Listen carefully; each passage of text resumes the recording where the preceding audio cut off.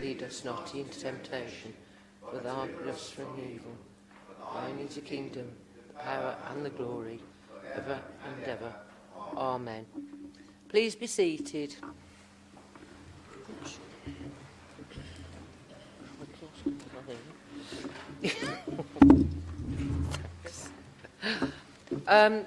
Apologies for absence.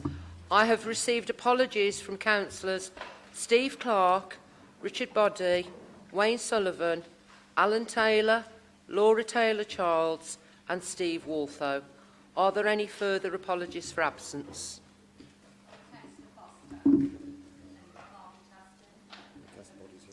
Oh, and Councillor Boddy is here. Oh, nice to see you. To see you, nice. So can you make a note of that then, Manjit? So we've got two further apologies. Declarations of interest. Any prior declarations of interest made under the Members' Code of Conduct have been published online.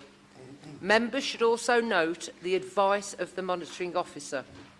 Any member who declares a pecuniary or non-pecuniary interest will only have to withdraw from the meeting if there is a specific reference to the item in which they have an interest during the debate.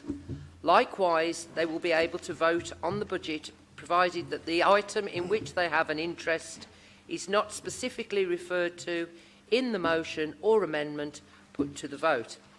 I now invite members to declare any additional interests. Right. Thank you, Councillor Phipps.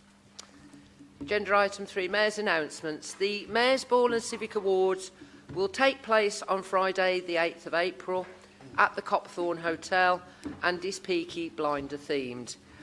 The black tie event will include a 3-course dinner, the Civic Awards, entertainment and dancing, and tickets are available at the mayorofdudley.org.uk website. It is a black tie event, but that means you can wear black tie in the style of the 1920s or 30s. So don't be put off by the fact that it is black tie, because I am going all out on this one and I invite everybody else to get involved as well. Right, so we move on now to the main agenda, which is agenda item 4, Revenue Budget Strategy and Setting the Council Tax 2022-23. I call on the Leader of the Council, who I understand wishes to move the suspension of the relevant Council Procedure Rule. Councillor Harley. Thank you, Madam Mayor.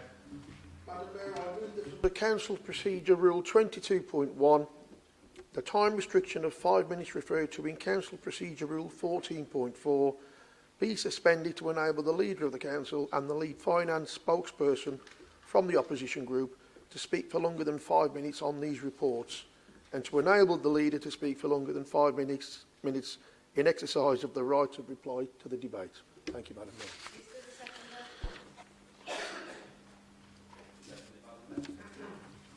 All agreed? That is carried. Revenue Budget Strategy and Setting the Council Tax 2022-23. I call on Councillor Patrick Harley. Thank you, Madam Mayor. And here was me thinking I'd have a quieter night tonight. First of all, Madam Mayor, I'd like to thank our Section 151 officer and his team for all the work that they put into the preparation of this year's budget report. This has been yet another year under the shadow of COVID-19.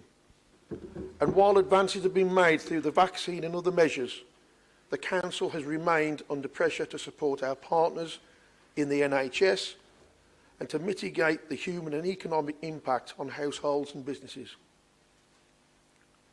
The Government has recognised the financial impact, and so far this year we have been allocated around £49 million of additional support.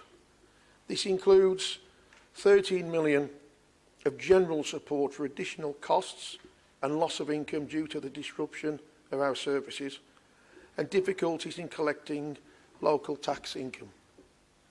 We've received more than £15 million for the business rate relief and grants to businesses, which I think the teams did a fantastic job in distributing.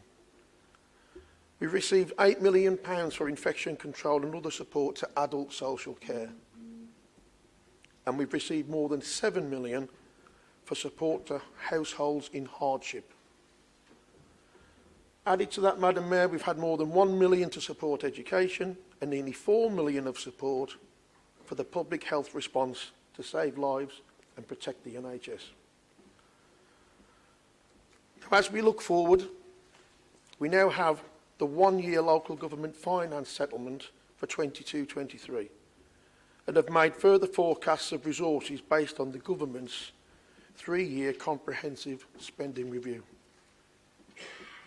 In deciding how to spend this money, we've consulted and we've listened to the response, telling us that people's top priority in this borough is adult social care. Over the next 3 years, Madam Mayor, we will be providing net additional investment rising to nearly £12 million a year into adult social care, helping to manage rising costs, complexity and the numbers of people who actually require care.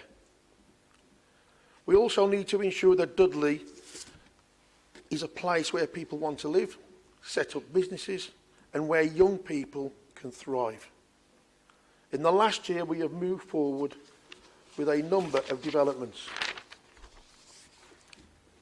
The new Duncan Edwards Leisure Centre has opened and refurbishment work has been undertaken at Halsowing and Crystal Leisure Centres. Works have been completed on the Very Light Rail test track at Castlegate, and the National Innovation Centre building is due to be completed in May. One of the very projects, Madam Mayor, that we almost lost when Labour had control of this authority for barely 6 months. Funding, Madam Mayor, that they said we couldn't get, but we did, we delivered. A Towns Board, Madam Mayor, has been established to oversee the Future High Streets Fund and a Heritage Action Zone to improve retail, housing, public realm and links to the new metro in Brierley Hill. In partnership with Dudley College, Towns Fund grant of £25 million has been secured for the Health Innovation Dudley on Castle Hill, and this is proceeding to full business case in April. And we will shortly, Madam Mayor, be launching the Development in Design competition for Porters Field. Again, Madam Mayor, another project they said that we couldn't get done, the demolition of Cavendish House. We found the funding, got the building demolished, and we look forward to having a fantastic development on that Portersfield estate.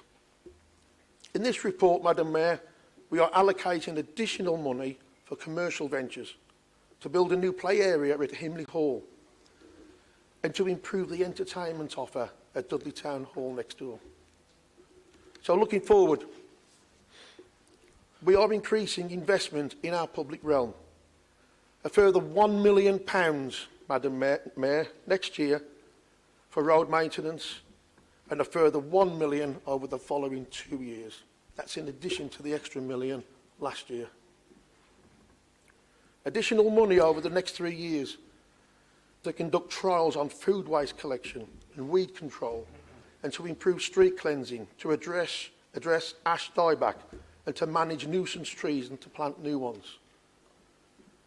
We will put the spotlight on Dudley, Madam Mayor, as we invest £500,000 in hosting part of the cycling time trials and the Queen's Baton Relay for the Commonwealth Games. What a great way to showcase this fantastic borough.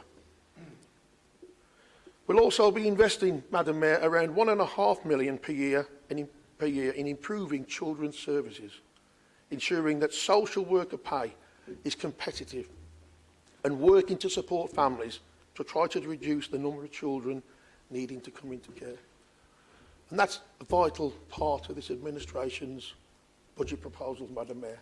For too many years, we have lost children's social care workers to other boroughs who have outflanked us, not only on salaries, but also terms and conditions. We're putting that right in this budget with a hefty investment in our children who need help the most. We'll also, Madam Mayor, be putting almost £500,000 a year into community safety and addressing antisocial behaviour and domestic abuse. And let's not forget, Madam Mayor, the over £1 million investment in CCTV, a commitment to make our streets feel safer. We've delivered that commitment, and we're rolling out phases 3 and possibly more as we move forward and get more security cameras up to make our citizens, wherever they live in this borough, feel that little bit safer. We will also be investing in support for our frontline services, including information technology, leadership development, communications, finance and legal support. We know that households face the challenge of rising energy bills. For next year, we'll be receiving further government support, allowing us to pay £150 one-off energy bills rebate to every household in council tax bands A to D. We will make it a priority, Madam Mayor, to get this money to residents as quickly as possible. In the longer term, we are still a low-taxing, low-spending council. Our reserves are better than expected, but still low relative to the average council. Officers are still forecasting significant deficits in later years, and that we need to address if we are to be fully financially sustainable. The government has announced, Madam Mayor, it will review the allocation of funding to local government from 23-24 onwards. This will mean both opportunity and uncertainty. Rest assured that this administration will work tirelessly alongside our local MPs and our Metro Mayor to ensure the best possible financial deal that recognises the needs of the people of this borough. Our external auditors, Grant Thornton, have highlighted the uncertainty in our financial position, and they recommend, Madam Mayor, that we do more to grow our income base. Taking this into account, we are proposing a council tax increase of 2.99%. Even with this increase, Madam Mayor, we are still proposing the lowest council tax in the West Midlands and one of the lowest in the country. Madam Mayor, I move the report and its recommendations. Thank you. Thank you. For a seconder. Formally seconded, Madam Mayor. I reserve my right to speak later in the debate. Right, thank you. I now call on Councillor Shaukat Ali to speak on behalf of the opposition group. Councillor Ali. Here's the mic. Yeah, thank you, Madam Mayor. It's been over 2 years since we first faced coronavirus pandemic in this country. And I want to thank once again the heroic efforts of the doctors, the nurses, the emergency services, the social workers, the care workers, the council staff, the shopkeepers, and thousands of community volunteers for their support and selfless giving. Our country at its best, showing love, care, kindness and compassion to one another, to neighbours and to communities. Our thoughts are also with everyone who has been affected by COVID-19 or lost loved ones. Madam Mayor, there is no doubt that the last 2 years have been unprecedented in our lifetimes, and we have had to adapt and change in the fight against COVID. Whilst now there is light at the end of the tunnel, COVID has not gone away. The aftermath will be with us for a long time and peak much later than the actual pandemic. This will place increased demand on council services, particularly adult social care, children's services, mental health and well-being services. Madam Mayor, in our borough, residents are already struggling to make ends meet, burdened with the cost of living crisis. Inflation is soaring at its highest in 3 decades at 5.5% and forecast to peak at 7.25% in April. Interest rate has increased twice in 6 weeks and is likely to increase again, adding hundreds of pounds onto mortgages. The national insurance hike in April will reduce families' disposable incomes. Energy bills are increasing by 75% to a breathtaking £1,971 per year. the second biggest increase in 6 months and the largest on record. Madam Mayor, the average family in Dudley will be around £3,000 a year worse off this year alone. Madam Mayor, isn't it time we gave our residents a break? Isn't it a time we lent them a hand? Isn't it time we stopped increasing taxes and cuts to council services all in one go? Haven't the local people paid enough, Madam Mayor? They need real help, not a loan to pay back over the next 5 years, placing greater burden on them in years to come. We know, Madam Mayor, this can be done if the Tory Chancellor is happy to write off £4 billion of COVID fraud, and if he can find billions for dodgy PPE, if he can find money to serve wine and cheese for the Tory parties, if he can fill suitcases of booze and sneak them in, then I'm sure we in this council can find money to help those heroes who were there for us. We can stop cuts to social care and children's services. We can stop the sale of our green belt, and we can prioritise our frontline services. Madam Mayor, over the decade, Dudley's funding has been cut by over £100 million, and it's been accepted in this chamber that this is because of the Tory government. The National Audit Office has shown that since 2010-11, council tax across the country have risen by 15.5% and spending power decreased by 26%. And Dudley's spending power has decreased, Madam Mayor, by 26.7%. Millions of pounds has been stripped away. Any recent increases in funding needs to be seen in the context of last 10 years. And if the increase is sustained at around 3%, it would take until early 2030s to regain the spending power councils had back in 2010, Madam Mayor. In contrast, the last Labour government provided 12 successive increases to Dudley and local government, Madam Mayor. Yet the Dudley Tory administration slashed youth services, closed libraries, closed housing estate offices, closed schools and leisure centres, to name a few. In fact, it's hard to find anything they kept open.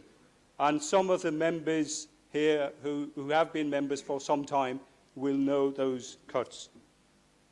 The Tory government has also failed to offer any support to councils in the Levelling Up white paper, and no new money. We know that councils up and down the country provide services that touch every aspect of people's lives, from education to housing, leisure to health, culture to street cleanliness, and how we as a council have a fundamental role to play in the Levelling Up agenda. But it can't be done, Madam Mayor, without a fair deal. On this side, we have been campaigning for a fair deal for Dudley for some time, and we sent a letter signed by both the group leaders and the finance spokespersons to the Secretary of State in 2018. 4 years on, and we are still awaiting for a response. It shows the sheer arrogance of this Conservative government. Madam Mayor, Dudley cannot continue with its funding being allocated on arbitrary spending estimates rather than actual needs. We will keep campaigning until Dudley gets its fair share. Until that happens, Madam Mayor, the money we do have, we will prioritise to the front line. Madam Mayor, last year the Tory administration proposed £5.4 million cuts to frontline services, whilst hiking the council tax to 4.99%. On this side, we did not support the increase at the time when people were in the middle of COVID pandemic. Madam Mayor, they took away funding from improving our borough football pitches, from community projects, from transport for children with special education needs, cancelled the bulky waste trial growth, and closed Dudley Council Plus on Saturdays. Madam Mayor, the Tory administration also got their priorities wrong by proposing a £290,000 cut to support hospital discharges for medically fit patients and £120,000 for residential care placements for older people when adult social care was going through a crisis. All this put more pressure on the NHS. The same people, Madam Mayor, they were clapping for on Thursday, they cut on Monday. When COVID identified a greater need for mental health services, the Tory administration attacked Woodside Day Centre, a service that supports adults with mental health problems and provides activities to help users to rebuild their lives. The Tory administration missed the opportunity to provide much-needed health facilities for people in central Dudley as part of the new leisure centre, bringing leisure, health and social care under one roof. They came up with one excuse after another. We will, Madam Mayor, continue campaigning for modern healthcare facilities in the centre of Dudley. The Tory administration stalled the £82 million mixed-use, retail, commercial, leisure and housing scheme at Cavendish House. We told them that the memorandum of understanding with the developer was risky, not the best way forward. Madam Mayor, they did not listen and went ahead. No sooner they ended up cancelling the agreement, incurring over £68,000 in legal fees, Councillor Harley is now pursuing another of his vanity projects, like the 4,000-seater Dudley Arena, which he said he was confident that it would become a reality, and the ice rink. Now we await a year-long development and design beauty competition at a cost of £725,000 to the taxpayer. More money for consultants, very little progress, and a failed promise, Madam Mayor. Madam Mayor, here is another of their failed promises. For the last 2 consecutive years, this Tory administration has been promising additional police community support officers on our streets, yet we have not seen a single new officer this year, and now they have taken away the budget for this. On this side, Madam Mayor, we know how important it is for our streets, areas and neighbourhoods to be free of crime and from the fear of crime. In March last year, Madam Mayor, they stopped people in the north of the borough from accessing Anchor Lane Tip by ending the agreement with Wolverhampton Council. We were then told that a new deal was on the cards for the tip in Albury, and that discussions were underway for use of the tip at Wombourne. 1 year has gone by, and still there is no access to people to a tip this side of the borough, Madam Mayor. Data from DEFRA has shown that there was record level of fly tipping across the borough, with a 50% increase in 2021 compared to the previous year and the highest since 2012-13. Surprisingly, household waste accounted for 64% of fly tipping. Madam Mayor, this Tory administration was all for charging for green waste collections, had it not been for the outrage shown by the residents across the borough against the proposal, supported by this Labour group. Madam Mayor, whilst they have made a U-turn, the future of this service is still at risk. We on this side are clear and committed to retaining the free green waste and weekly refuse collection service, Madam Mayor. Over the coming year, Madam Mayor, Netherton Arts Centre is at threat of closure, whilst the future of Cornwall Hall in Halesowen has got a short respite. Councillor Phipps stated, and I quote, that they got the feeling of the local community wrong. Madam Mayor, it's not the first time they got it wrong. This Tory administration got it wrong on closing access to Anchor Lane Tip and cutting weekend working in children's services. They got it wrong on trying to cut social services and Netherton Arts Centre. They got it wrong on community centres up and down the borough and on the green waste collection.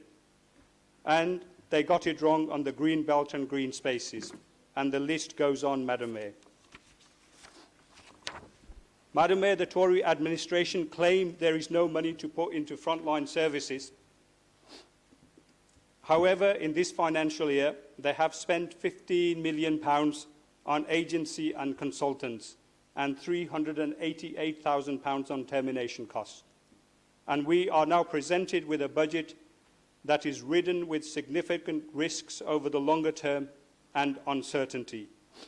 I'm not surprised, Madam Mayor, Councillor Harley and his finance spokesperson has been asleep at the wheel. Madam Mayor, there is no provision in the budget for inflationary increases in 2022-23 and no general contingency for capital projects in the face of increasing cost pressures and supply chain issues which may impact on the viability of capital projects. The Tory administration plans to increase general fund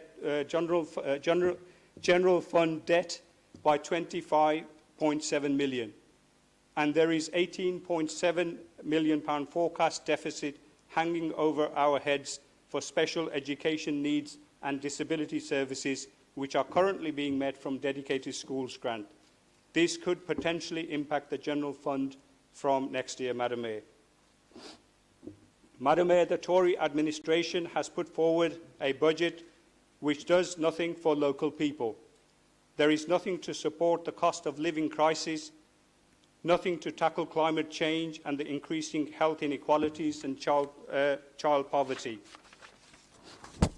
Madam Mayor, I therefore want to propose an amendment to the budget and ask Democratic Services to distribute a copy to members in the chamber.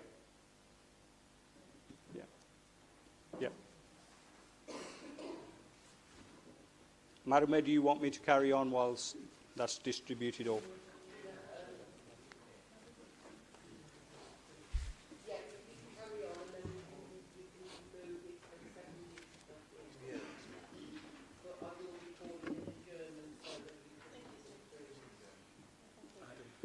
Okay, thank you, Madam Mayor. Madam Mayor, this budget is about choices. The choices are simple. We can invest in frontline services or back office functions. Our amendment puts £11.6 million into frontline services and still delivers a healthier budget than the one put forward by the Tory administration. There is no reason why we can't protect all of our services. There is enough money in the budget, Madam Mayor, to pay for these services, and I want to end the facade that this Tory administration has lived on for many years. It's not Labour, but the Tory administration in this chamber who are cutting services. And to make sure that no one is under any illusion about what they are voting for tonight, Madam Mayor, I will go through this in detail.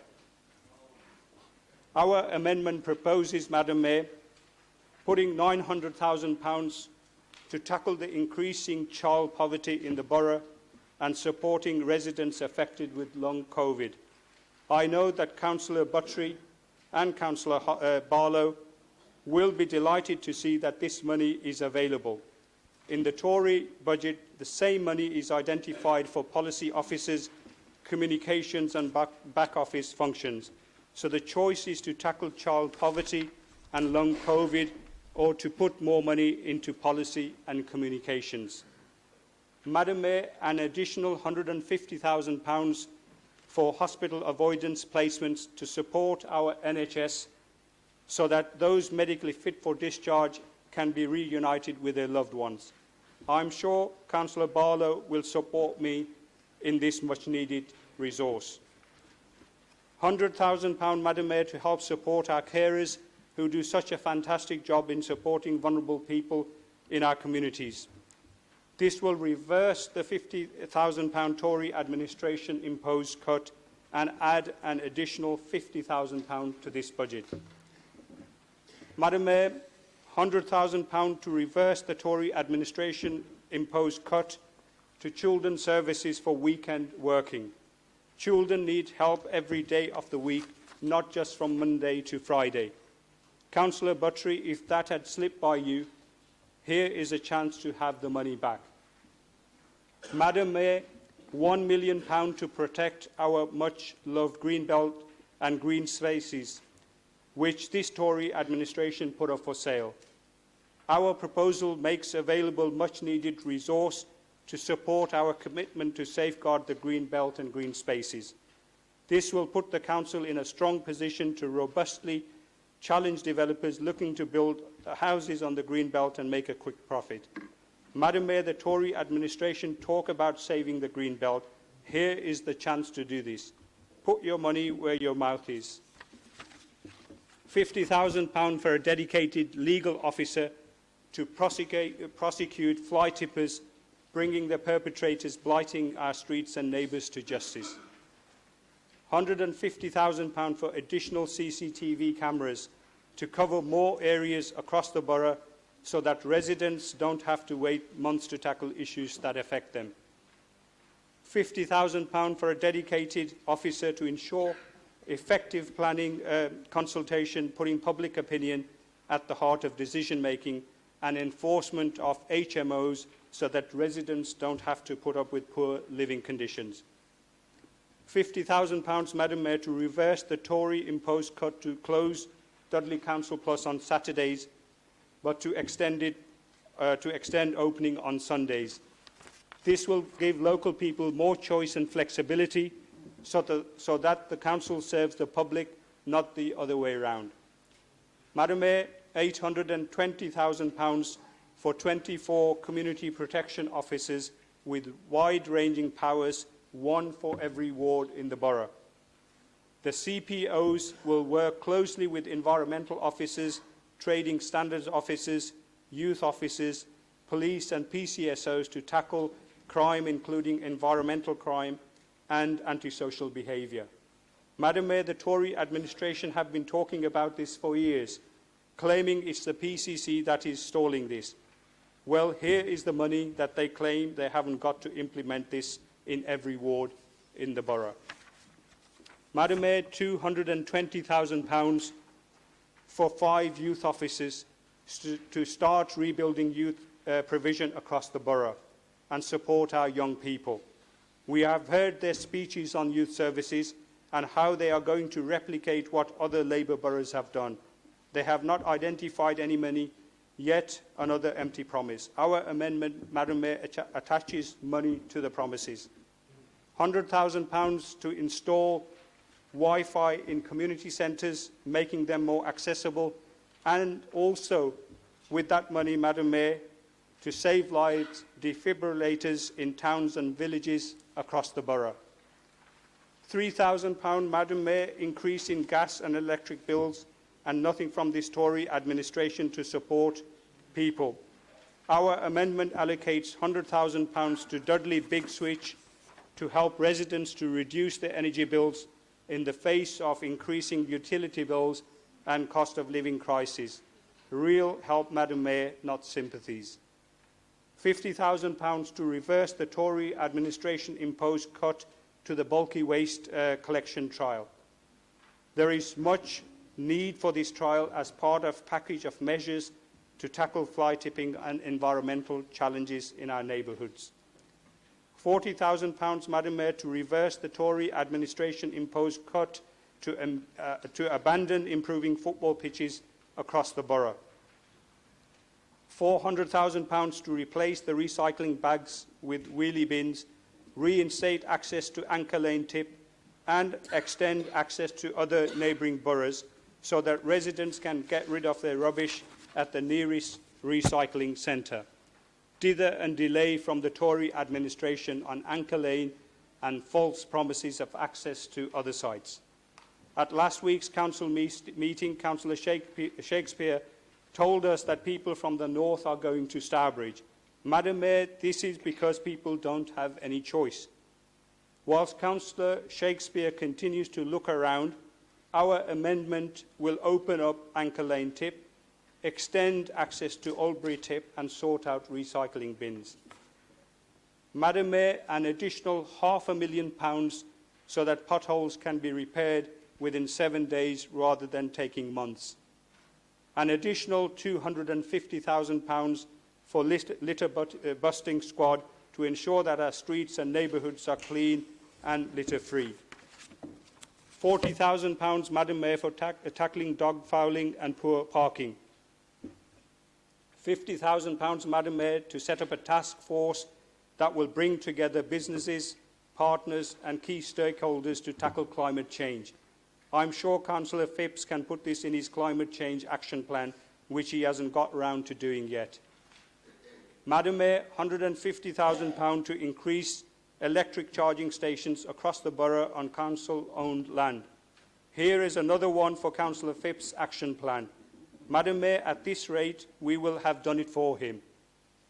£100,000 to protect the future of Netherton Arts Centre, Cornbow Hall and other community centres across the borough and safeguard community assets.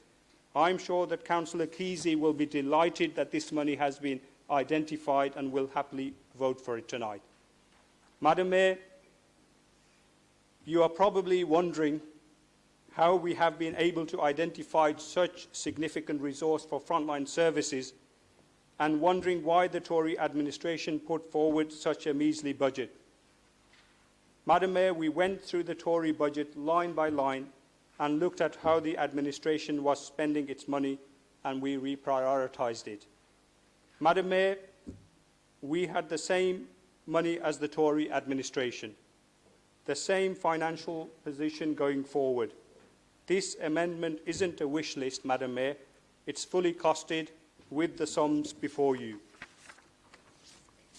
Our proposals will be funded by taking out money from more policy officers, administrators, paying agency staff more than what our staff earn, ending consultancy advice that's never implemented, and shopping around for best value.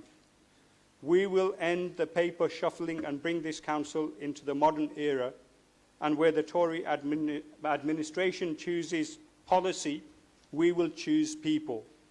It's about choices, Madam Mayor. And with our amendment, the council is around £300,000 better off than the budget proposed by Councillor Harley and his spokesperson.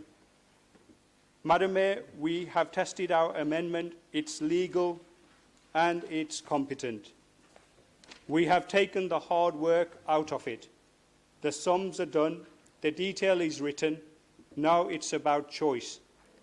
Will this Tory administration choose to invest in frontline services, protect the NHS, support carers, support vulnerable children, protect our green belt and green spaces, tackle the scourge of fly tipping, make our streets, neighbourhoods and communities more safer, support young people, protect community assets, tackle child poverty and climate change, or will they choose more cuts, more bureaucracy, another 15 million or more spent on temporary and agency workers, consultancy costs, another year of paying off people for doing very little?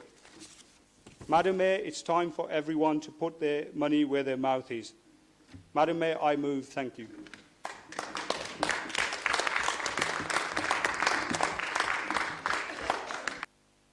Ali, is that seconded? Seconded, Madam Mayor, and I'd like to speak on the amendment. Right. I'm now going to adjourn this. An adjournment, as Councillor Ali's read the whole amendment to us. Just feel that we don't need an adjournment. We'll just carry on. Okay? So we'll just carry on. Madam Mayor, do you want me to carry on with my... Well, I was going to actually then say that the discussion now is on the amendment moved by Councillor Ali. So, members wishing to speak on the amendment are asked to press their buttons now. Did you want me to speak? Yes, you can do. Okay. Yep. Thank you. Thank you. Firstly, I'd like to commend my colleague, Councillor Ali, for his amendment tonight, because today it sets out the clear difference between a Labour budget and a Conservative budget. What's important for our people and what is important for our colleagues across the chamber. Every time, Madam Mayor, you put the Tories in charge of making decisions for the public, they choose themselves. And when you ask them to source PPE, in the height of a pandemic, they go to their local landlord. When you ask them to stay at home, they choose to party. And when you ask them to come forward with a budget post-pandemic, they bring this couple of sheets of paper and hope that it will sail through. This is what the Tories think that the public want. More policy officers. £15 million they've spent on consultancy to date, and they haven't put anything in their budget about how they're going to change that going forward. Agency staff, temporary staff, year on year. They want 3 website designers to look after 1 website, Madam Mayor. That's what's in the budget. Project managers and performance support officers and endless lists of administration and administrators that are going to work for them, but actually there's nothing solid in this budget that will support frontline people. A budget of splendour and extravagance. Tonight, Madam Mayor, everybody will have a choice, and they can either choose the people or they can choose themselves. The choices when you're looking down the budget, Madam Mayor and colleagues across, will be more policy officers or reinstate children's services at weekends. I mean, Councillor Buttery doesn't even know that it's been cut. It has, it's in the budget, but we'll reinstate it. Your chance to bring it back, Councillor Buttery. Spend money on consultancies or give more people to more money to social services to help those patients that want to be with their families, Madam Mayor. Project managers or help with long COVID, performance advisors or policy managers, or help with community support officers. These are the choices, Madam Mayor. Web designers or support with carers and families. And in looking after our environment, tackling fly tipping, dog fouling, or looking after luxuries. This budget, Madam Mayor, the one that's been put forward by the Tories, is splendour, extravagance and grandness. What the amendment does is rebase the position, and it starts to focus down to the people of Dudley, those people that we serve, Madam Mayor. So it's choice today. It isn't about money. The money is in the budget. This amendment means that this council will be £300,000 better off at the end in the medium-term financial strategy. So you make a choice tonight and you decide what you want to spend. No longer is there any excuses, Madam Mayor, for why this borough is facing unprecedented costs. If this amendment falls tonight, it'll be the Tories that will have decided to put themselves first yet again and look back at the people that they serve. Madam Mayor, they're selling the borough's silver, closed everything down, and actually the only investment that's going in to this borough in this budget is those people that will serve the Tories going forward. Looking the other way when our residents need them post-COVID. I commend this budget amendment, Madam Mayor, because actually it serves the people that we're here to represent. And the time has come, as Councillor Ali said, my time has come nearly to the end, but the time has come to put your money where your mouth is. Put your money where your mouth is. Councillor Buttery, I shall go through the budget with you because you clearly haven't seen it, and anybody else. But anybody, money where your mouth is. Thank you, Madam Mayor. Thank you, Councillor Zarda. Can I just say that, for clarity, the Leader of the Council, who has presented the budget, will be asked to reply to the amendment before it is put to any vote. But the mover of the amendment has no right of reply to the debate. So we will carry on with the debate, and I now call upon Councillor Barnett, please. Thank you, Madam Mayor, and I'd like to commend Councillor Ali for your amendment. In particular, I'd like to thank you for the highlighting the need to take more action to tackle climate change. It seems the Dudley Conservatives have forgotten about it for a while. Members of the public are wondering what Dudley Council are doing about climate change, and frankly, if you search the Dudley website For any news on climate change, I'll tell you what you'll find. Almost nothing, still. Not even a mention that this council declared its intention to address climate change as an emergency, and we did that back in February 2020. So I'd like to thank Councillor Ali for recognising the need for a task force to include local businesses and Dudley residents and take some real action on climate change. But thank you also for recognising the obvious need to increase the number of electric vehicle charging points across the borough. The move to electric vehicles is undeniable and only on an upwards trajectory. Dudley must keep up with the revolution in vehicle technology. Thank you, Madam Mayor. Richard Ahmed, please.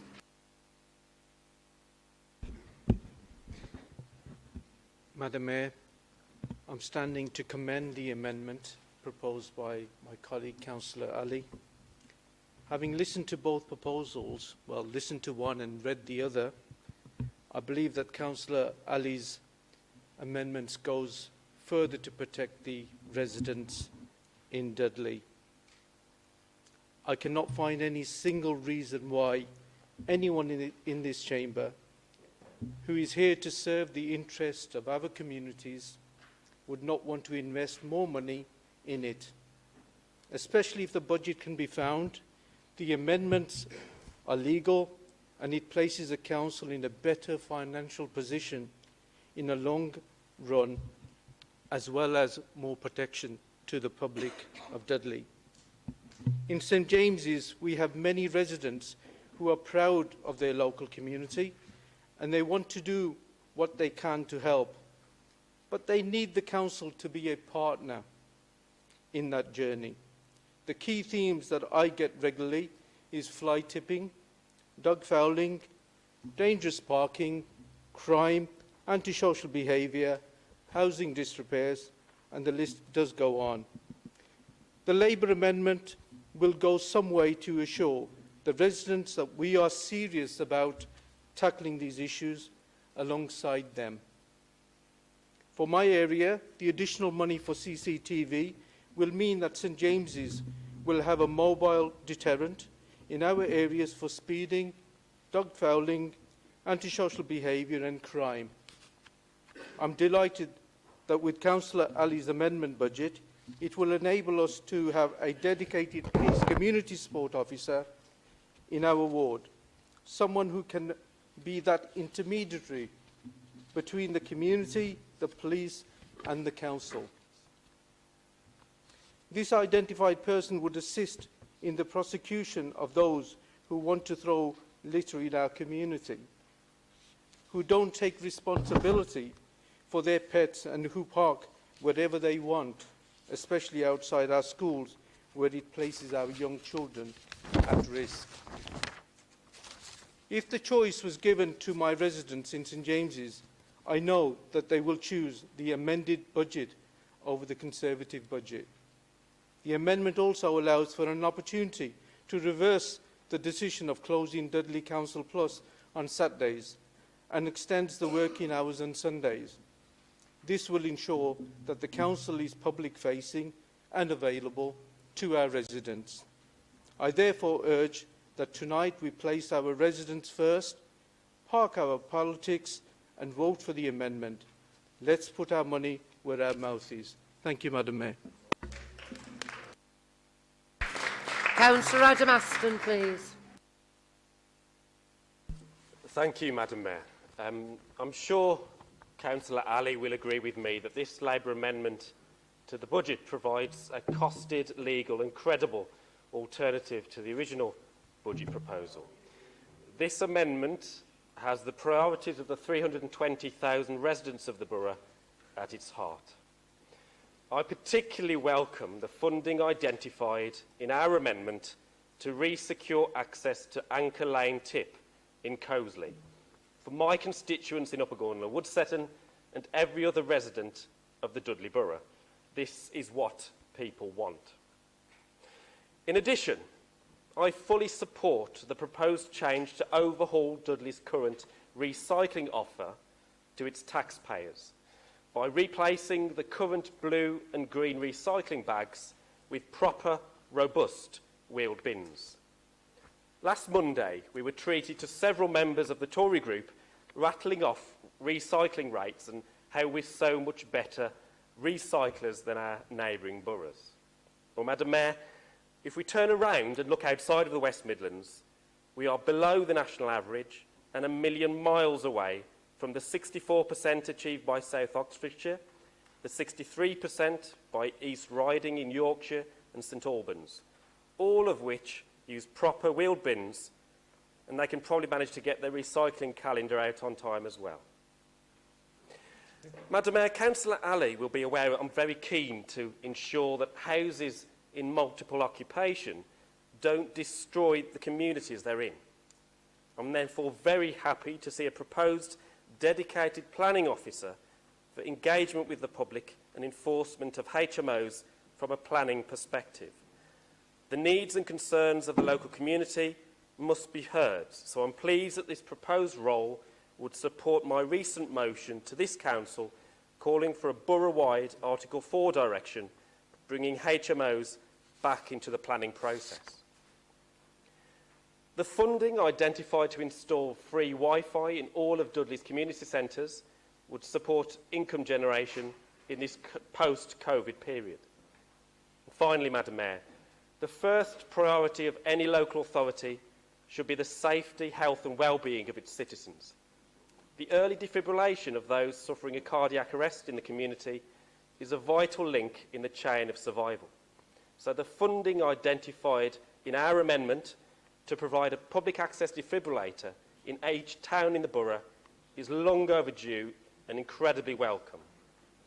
In conclusion, Madam Mayor, we're often accused of proposing no alternative. Our amendment is focused on the needs of the people we serve. It prioritises keeping our community clean, keeping our community safe and keeping our community protected. Thank you, Madam Mayor.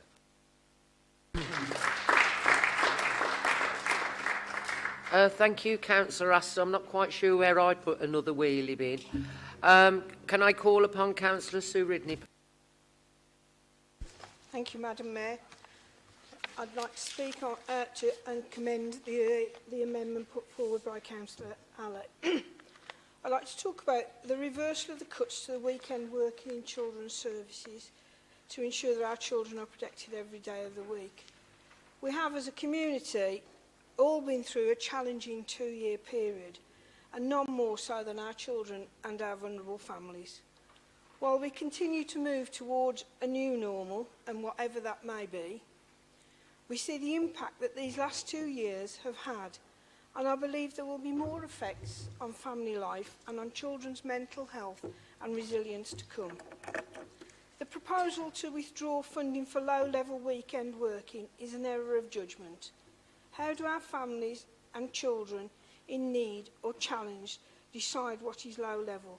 They are wanting just support or to hear a reassuring voice or a place to go to escape that moment of challenge. There are those in our communities who still have to come to terms with the changes that have been made and delivered by the pandemic, but in ways that we may not even have noticed yet. And this just strengthens the need for those safety nets, no matter how minor. We all have given support to developing child-friendly Dudley. However, the message we will deliver is that it's limited to Monday to Friday and not over the weekend. The message should be that we care for our children and young people 24 hours a day, every day, and especially at this time while we take our tentative steps for a full recovery. Thank you, Madam Mayor. Councillor Baton. Thank you, Madam Mayor. So I'd like to also thank Councillor Ali for the fully costed, people-focused amendment. This Labour group absolutely recognises and values the work of the tens of thousands of unpaid carers across the Dudley Borough. Without them, both the NHS system and social care system would crumble. They struggled terribly during the pandemic. They did not get PPE early enough when they were providing vital care for the vulnerable and sometimes extremely poorly loved ones. I believe that the Conservative administration have failed to recognise their contribution fully and have failed to offer real investment over this MTFS to carers to ensure that they are fully supported. Last year, you removed £50,000 from the carers contract, a cut that Labour rejected.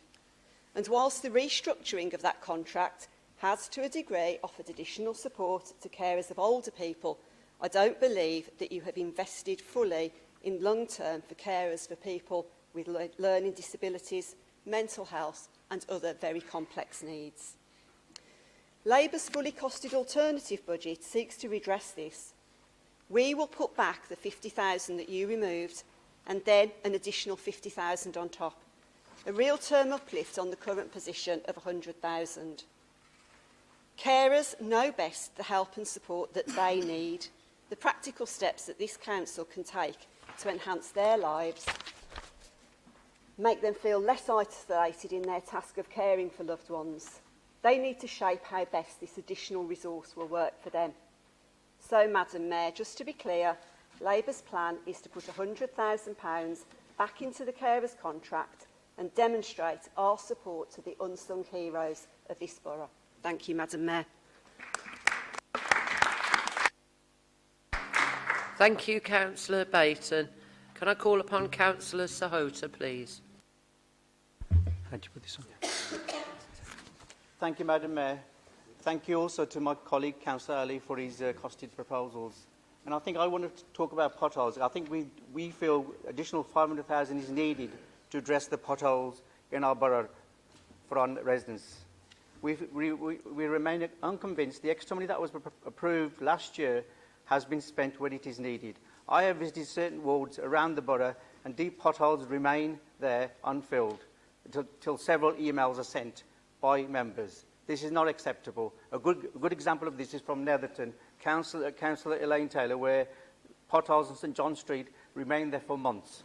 Now you compare that with Pedmore and Norton, where you have little potholes, these are repaired straight away, and I've got evidence to prove that. Now, is that a quality of service for our communities? Okay, let me just finish, please. Appendix C of the Public Realm Scrutiny Committee in November clearly identified high number of road and pavement repairs investment in a cluster of wards in the south of the borough. I have asked for a full list of all the pavements repairs done for the last 3 years. Several months later, I'm still waiting for this information. As members and residents, we have a right to know where we are investing our public funding in our neighbourhoods. And then if you move also into the other patched up roads, there's inconsistency. Certain roads are patched up, but if you go to certain wards, roads are just surfaced without, even when there's no potholes. Now, the cat was let out the bag when I actually spoke to a highways inspector in Dudley, in Hellzoyne South, on Leeshouse Lane. When I asked him, I said, this road did not doing. And you know what he said to me? He said, I agree with you. So there's the inconsistency. So in terms of an audit trail, this is not acceptable. And I think as a council members, we are duty bound to ensure public money is spent when it's needed. We feel this extra £500,000 must be prioritised for deprived neighbourhoods and other areas which are being left behind by this Tory administration. These two communities do deserve a quality of service from this council. November's Public Realm Scrutiny Committee clearly identified in the report, under Equality Impact Assessment section of the report, the need to include a new risk-based provision to highways maintenance to help benefit pedestrians and other vulnerable users of highways, assist social inclusion and the ability of less able, together with measures to improve access to persons of the borough. So there it is. The council's own policy states that. So I challenge Balvinda Heron at the February Scrutiny Committee meeting to ensure this extra money that's been earmarked for public realm is spent in the deprived wards to benefit all our communities. Thank you. Thank you, Councillor Sahota. If you go for a walk round Kate's Hill, around the St Thomas's ward one of the days, you will see some of the most beautiful laid tarmac roads. Councillor Stanley, would you back me up? You've ever seen in your life. They are beautiful. Councillor Pete Lowe. Yeah, thank you very much, Madam Mayor. I rise to speak in support of the amendment by Councillor Shaukat Ali.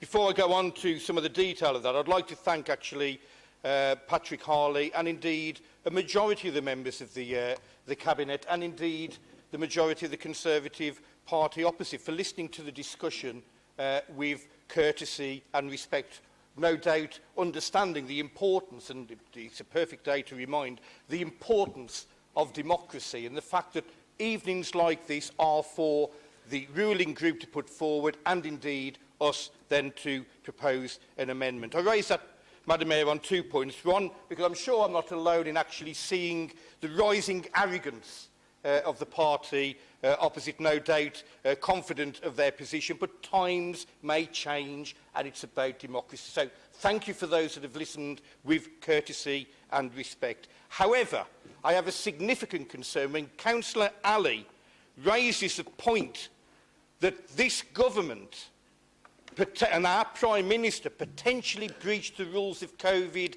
and is under investigation, that members of that party smile and smirk. I believe we need to ensure politics is better than that. I'll put it down to wind or indigestion, but a smirk it was.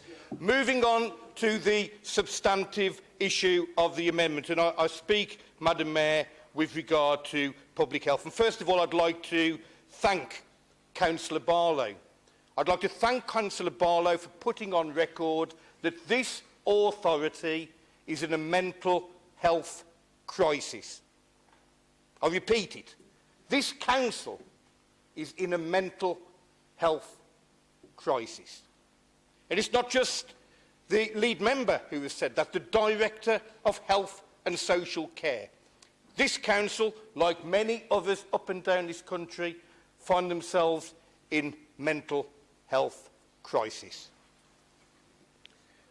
And that is why issues involved in the amendment are so important. And the choice is very, very simple. And I recognise, maybe it's my own arrogance with regard to the detail in the amendment and what the real choice is. So I will make it relatively straightforward.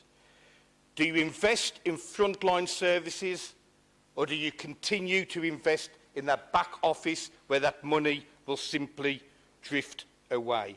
The amendment by Councillor Ali talks about an additional £1 million around public ill health. It reverses, and it's a personal issue, it reverses the £50,000 cut to the Lie project, an area the Councillor Harley himself mentioned as part of his introduction, invests in domestic abuse, integration of the community, Lie community, where the life expectancy is 8 years shorter than its neighbouring wards. Yet this council plan to cut.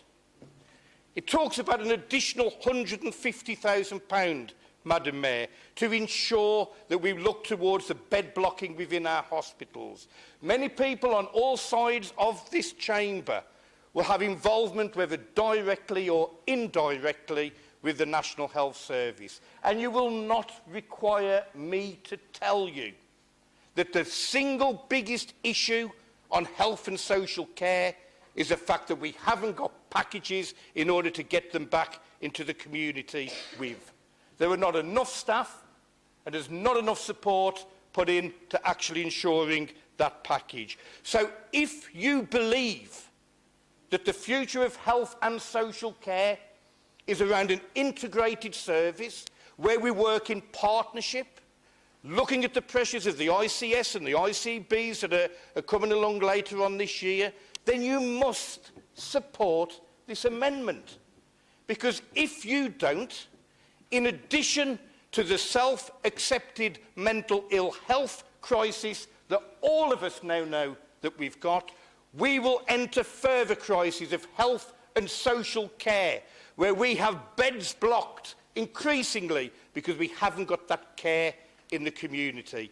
Please support the amendment by Councillor Ali. It's a people's amendment.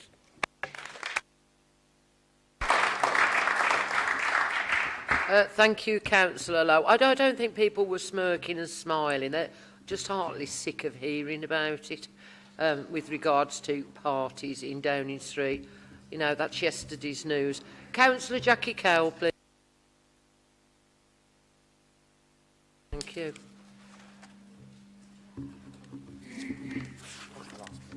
Oh, yeah, there we are, sorry. Right, so the question has, members asked that the question be now put. So, got a second. Yeah. Is there a formal seconder? Thank you.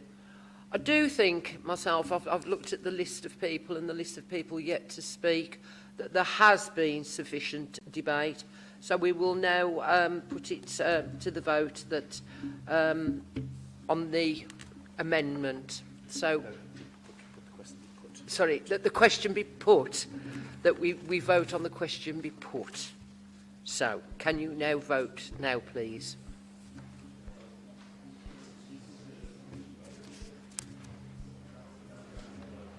Now, can I then call on Councillor Harley once it's been carried? Amendment. Yeah. What are we supposed to be doing? Yes, we're yesing, aren't we? We're yes. It's still going, it's still going. Yes, it's a yes. It's the question be put. No, the question be put. Yeah. This is on the question, not on the amendment. Yeah. On the question. 46 the question. So 46 the question be put. No for, one abstain. right. So do I announce that? That's 46 for yes for the question to be put, 1 abstention, 4 noes, total 51.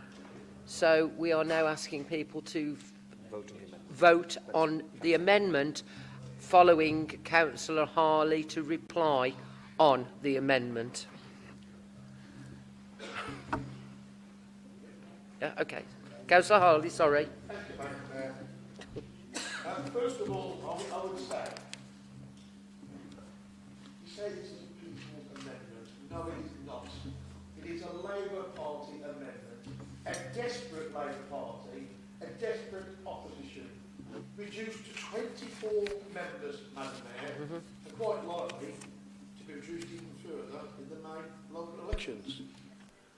If you were really serious about trying to get some of these measures through this evening, then the correct procedure would have been to give us this information last week. You had your political group meeting to discuss the budget, so did we last Thursday. There may well be some things in here that we could have found common ground and agreed. But to give it to us on the night of the budget, to not even give it to us 2 or 3 hours prior to 6 p.m. this evening, is absolutely ridiculous. You're absolutely right, Councillor Taylor. It is politics by the Labour Party at the expense of the people of this borough. So if you want to be taken seriously, give your amendments a week before and we'll go through them as a cabinet first and foremost and then as a political group. And we may find some agreement. Well, actually, Councillor Boddy, back in 2017, when you didn't have a majority, you were hanging on by your coattails to keep your administration afloat. We actually proposed 2 amendments to your budget, and with the help of the UKIP councillors, we were here quite a long time, Madam Mayor, but we got both amendments through, and I can remember having to take Councillor Lowe and former Councillor Sparks into the leader's office at the time, and we sat there for literally hours on end trying to find some common cause. But we had given the controlling Labour group those amendments, I think probably a week before. And Councillor Sparks didn't want to budge on any of those 2 issues. In the end, you were forced to accept them. You were forced to accept them. That is the grown-up way to do things. Now, if you'd have had the numbers on the evening, you could have beaten us on the night, and that's fair enough. But to be taken seriously, there may well be something in here that we could have agreed with. So I think it's an absolute shame you couldn't play politics in a grown-up fashion. instead of the juvenile stance.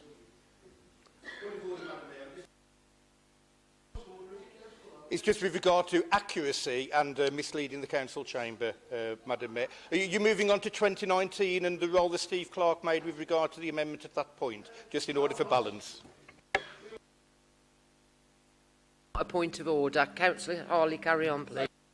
Mayor, a few things. First of all, the members spoke. Councillor Khurshid Ahmed, we've put in the largest investment ever on CCTV. This administration, it was a priority. Over £1 million we've spent. And we'll spend more safeguarding the safety of our residents across the whole borough. But why should we pick up the tab for your useless police and crime commissioner? The last one was bad enough. This one's even worse. The offer was made, Madam Mayor, nearly 2 years ago to pay for 5 PCSOs as long as the Police and Crime Commissioner match funded. So we could have had 10 in this borough, patrolling our streets, keeping our residents, making them feel safer. And with £1 million on CCTV, a good combined effort between the council and our police partners to make people feel safer. And David Jameson committed to match funding and then backtracked. And that's a fact, because there were many witnesses to that conversation at a combined authority meeting. So deal in facts, not innuendo and half-truths. We were prepared to match fund. Now, I have correspondence from the PCC who says he won't match fund PCSOs. So the end result, Madam Mayor, is that we were quite happy to do that, but we've been let down by a Labour Police and Crime Commissioner, not Dudley Council. I'll move on to Adam Aston, Councillor Aston. You say that Labour would reinstate the funding for the Anchor Lane tip. Councillor Aston, we've not taken it away. It's still in the budget. It's still there. Actually read the budget and understand it. The funding for Anchor Lane is still there. Unfortunately, we can't just reopen it up for our residents. That happens to be your socialist friends in Wolverhampton. It's Wolverhampton Council that stopped Dudley residents using the tip, not Dudley Council. Then I'll move on to sort of a combined response here, Councillor Baton and Councillor Lowe. You harp on about an extra £50,000 put back into the adult social care budget. When you had your last full year in control, when you delivered your budget in 2016, you had proposals to absolutely slash the children's and adult social care budgets by £43 million, and you sit over there, stand up and crow about a measly 50k. Your plans would have taken £43 million out of those combined budgets.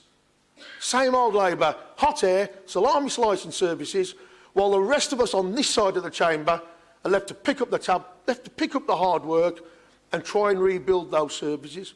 And what do we see now in adult social care? A nationally recognised first-class system that protects our elderly population and those vulnerable adults that need our help. Madam Mayor will take no lessons on how to improve adult social care from that one opposite. And finally, Madam Mayor, on this, Councillor Sahota, our investment in potholes and roads maintenance this year is increasing to almost £8 million. When you were in control, and you maybe not know this because you thought that you'd dropped your proposal to charge for green waste and you had to be pointed out that you lost a vote, so you didn't drop it. But when you were in control, you continually cut the roads maintenance budget. On this side of the chamber, we are committed to increasing it year on year. I'll just stop for a swig. Hope you're coughing well, Clarky.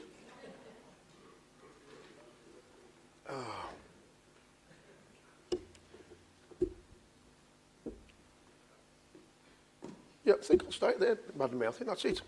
I can use the other responses in the main budget response. Thank you, Madam Mayor. So,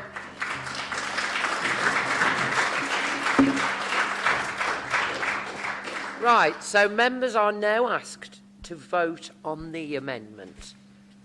For or against. They're a yes and we're a no, aren't we?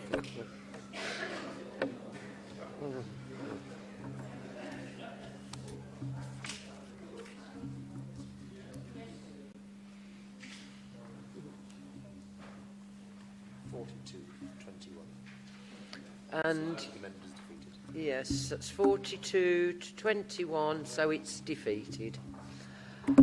I now call upon other speakers on the original substantive motion. Here we go, number 22. Right, Councillor Rebecca Collins, please. Domestic abuse is an issue very close to my heart. It has been comforting to see new legislation to protect people from the horrific situations they suffer due to domestic abuse. I am pleased to see that this Conservative-controlled council is committed to investing in breaking the cycle of domestic abuse. I am also pleased to see that this will enable effective cross-departmental working to break down silos, to be able to offer a holistic and joined-up approach, meaning that those important details don't get put to the sidelines or missed. By investing in perpetrator programmes, we can not only help to break the perpetrator out of the habit of being abusive to their current or former partners, we can prevent that abusive behaviour in their future relationships. I'm encouraged to see that funding will be going to the often forgotten victims of domestic abuse, the children. Therapeutic support for children who have lived in a family affected by domestic abuse is invaluable and could almost certainly change the course of their lives moving forward for the better. This support will help children deal with the behaviours they have witnessed and experienced. It will also prevent children from seeing those behaviours as the norm and allowing the cycle to continue in their own relationships. This shows that this budget is absolutely prioritising the most vulnerable in Dudley's society.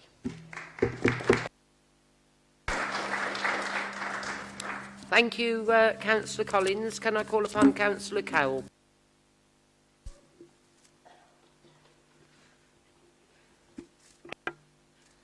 Thank you, Madam Mayor.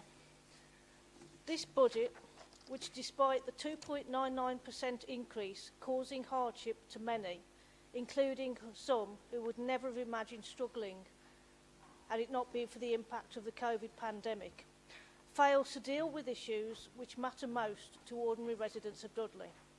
It is a tale of missed opportunities, failed ideas and lack of ambition. The League Group has declined the opportunity to engage constructively and address the issues that matter most to our communities. Constructive alternatives have been put forward on this side. The League Group have voted them down, not because they needed to, but because they could. Electoral maths and opportunism are worth more than the hard-working council taxpayers of Dudley. Shame on the group opposite. Thank you, Madam Mayor. Councillor Ian Bevan, please. Madam Mayor, we are fortunate in Dudley that incidents of flooding are few. However, when it does occur, it is devastating for residents and can cause incredibly expensive damage which takes years to recover and repair.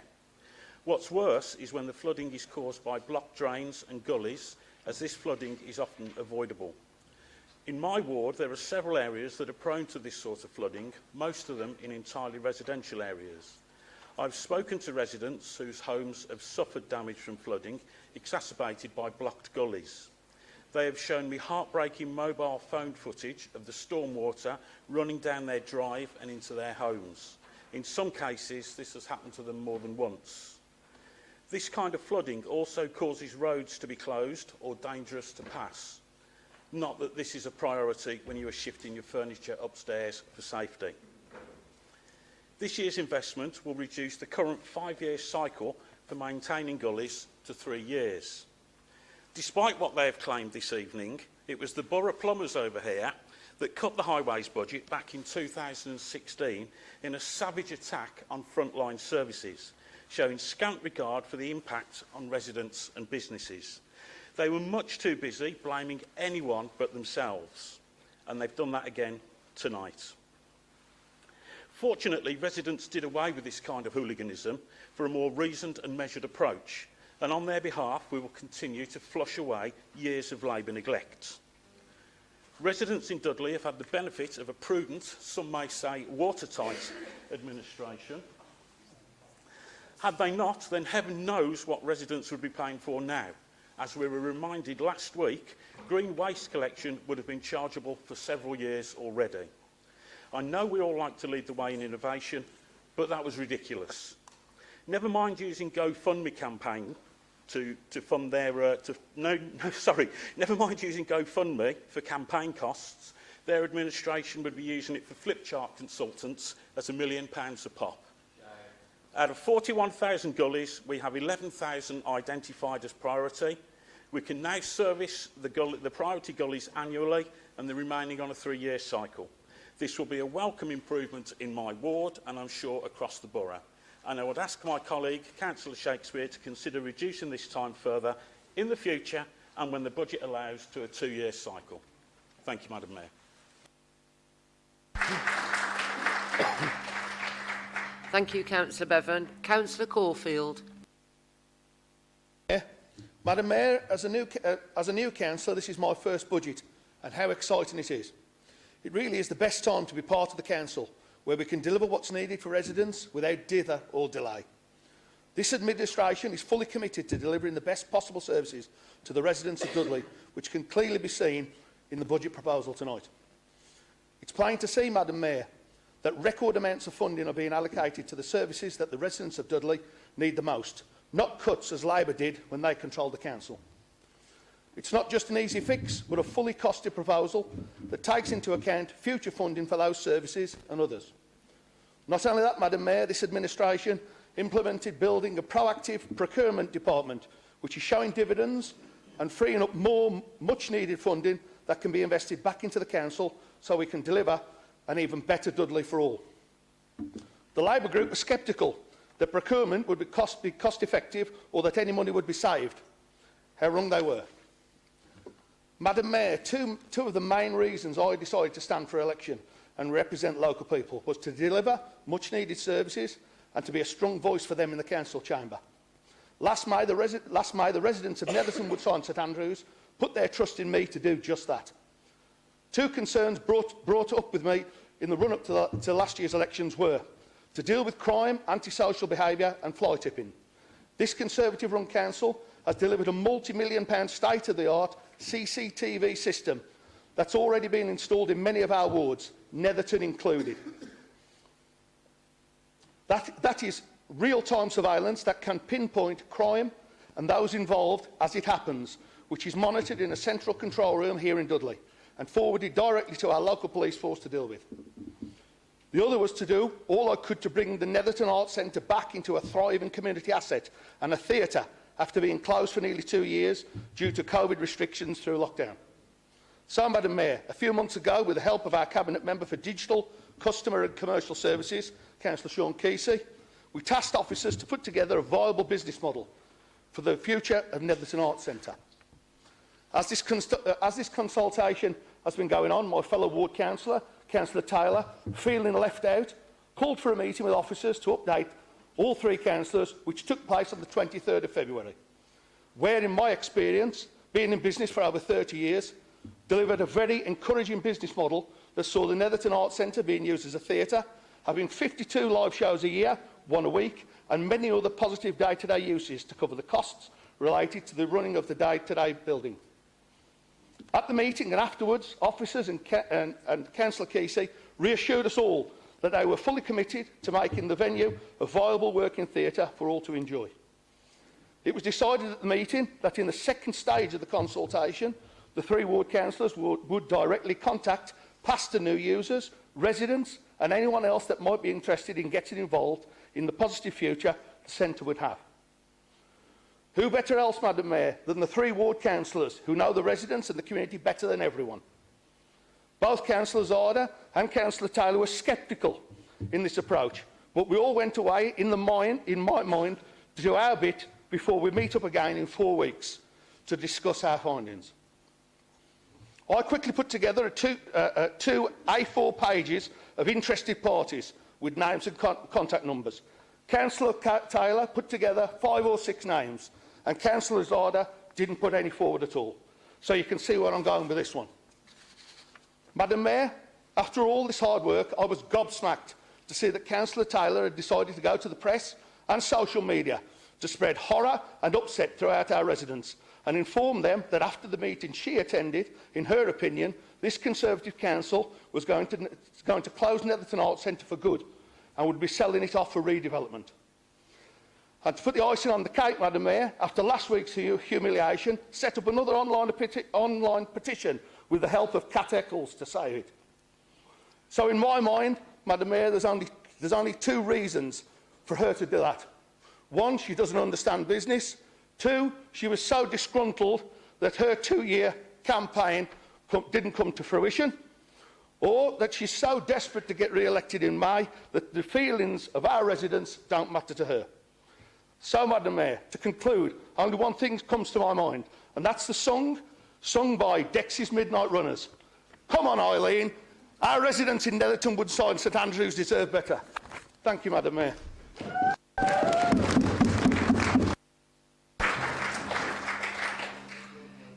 Can I call upon Councillor Natalie Neal, please? Thank you, Madam Mayor. This budget is welcomed and praise to the current administration for the task of allocating funds after unprecedented and unforeseeable couple of years. There is a popular misconception that the council are able to just find money for projects and services. The council cannot simply find funds. Funds have to be allocated in advance and planned. But Conservatives have led the way on priority spending within this proposed budget. COVID-19 has challenged this council and budget planning, not only this council but others across the UK. But this administration has demonstrated within this budget that we will always be prepared for times of an emergency, in this case a worldwide pandemic. With cross-party committees working together alongside partnerships within the local NHS providers and trusts, the Council have managed to provide the key services for the residents of the borough through this pandemic, with professionalism, planning and utilising the passion and pride within our borough. All services continued. We have learnt a lot through the pandemic and how important key services can affect us all.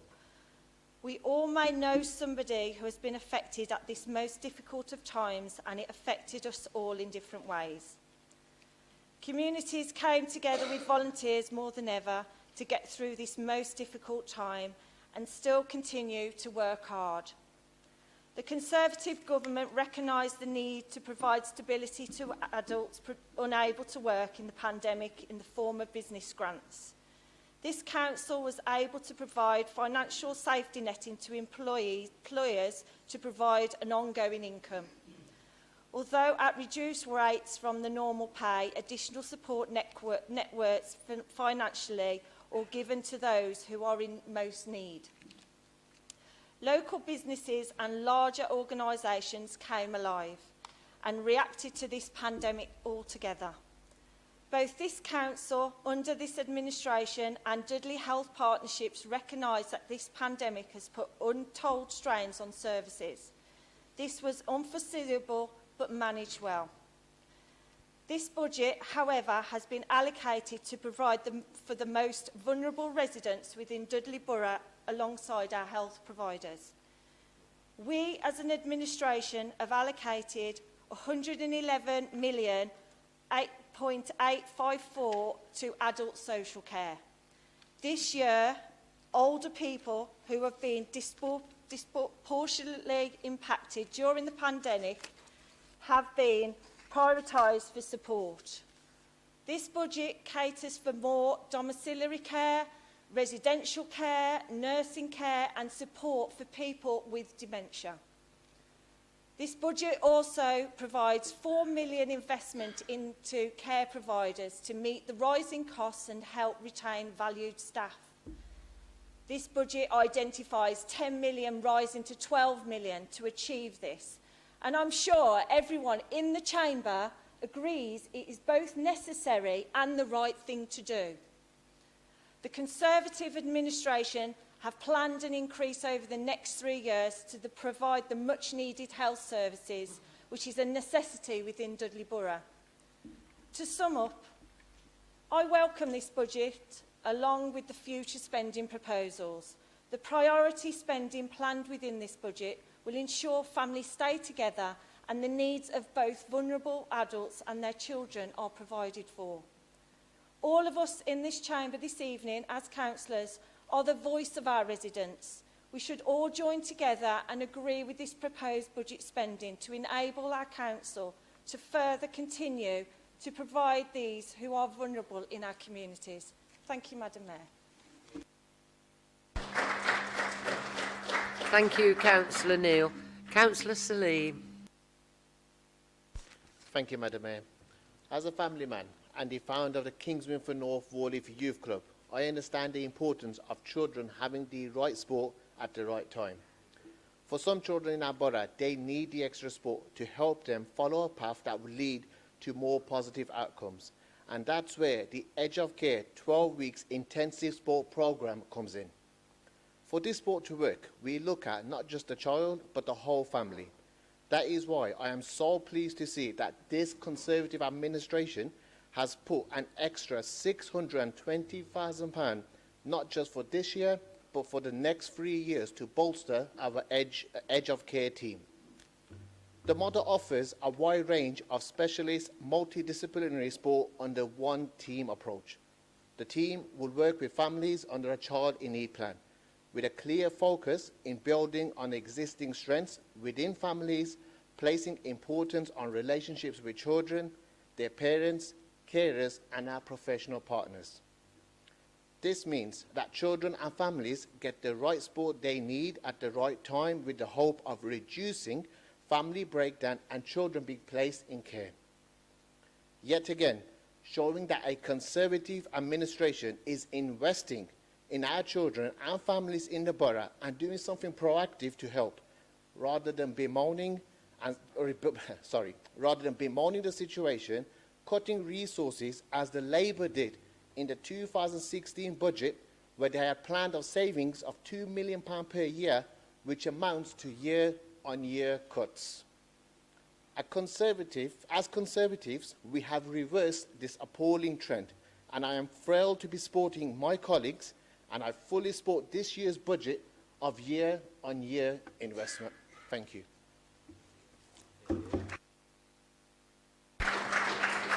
Thank you, Councillor Salim. Councillor Khurshid Ahmed, please.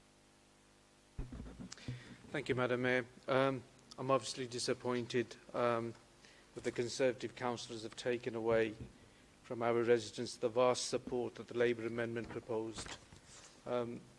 This would have been practical support when our vulnerable people needed it in Dudley. Madam Mayor, while the Tories are likely to win the vote tonight, our residents will clearly lose. They will pay the price for the decision that this administration will make for them without talking to them. Earlier, Councillor Harley acknowledged there was some good initiatives proposed by Councillor Ali. My view was could have been. Could have been. Thank you. When we return to our communities, we will have to share that the administration chose policy officers and web designers over community support officers, over additional CCTV, and over access to Anchor Lane Recycling Centre. Madam Mayor, our residents have been shortchanged tonight. They will pay more council tax and receive a whole lot less for this. Madam Mayor, the choice was spelled out to the Chamber this evening. There is no risk that no one knew what they would be voting for tonight. We have seen where the Conservative priorities lie. I will not be supporting the budget when the choice we had was richer for our communities. Another episode of say one thing and do completely the opposite. It is a shame. Thank you, Madam Mayor. Ahmed. Can I call upon Councillor Dan Bevan, please? Good evening, Madam Mayor.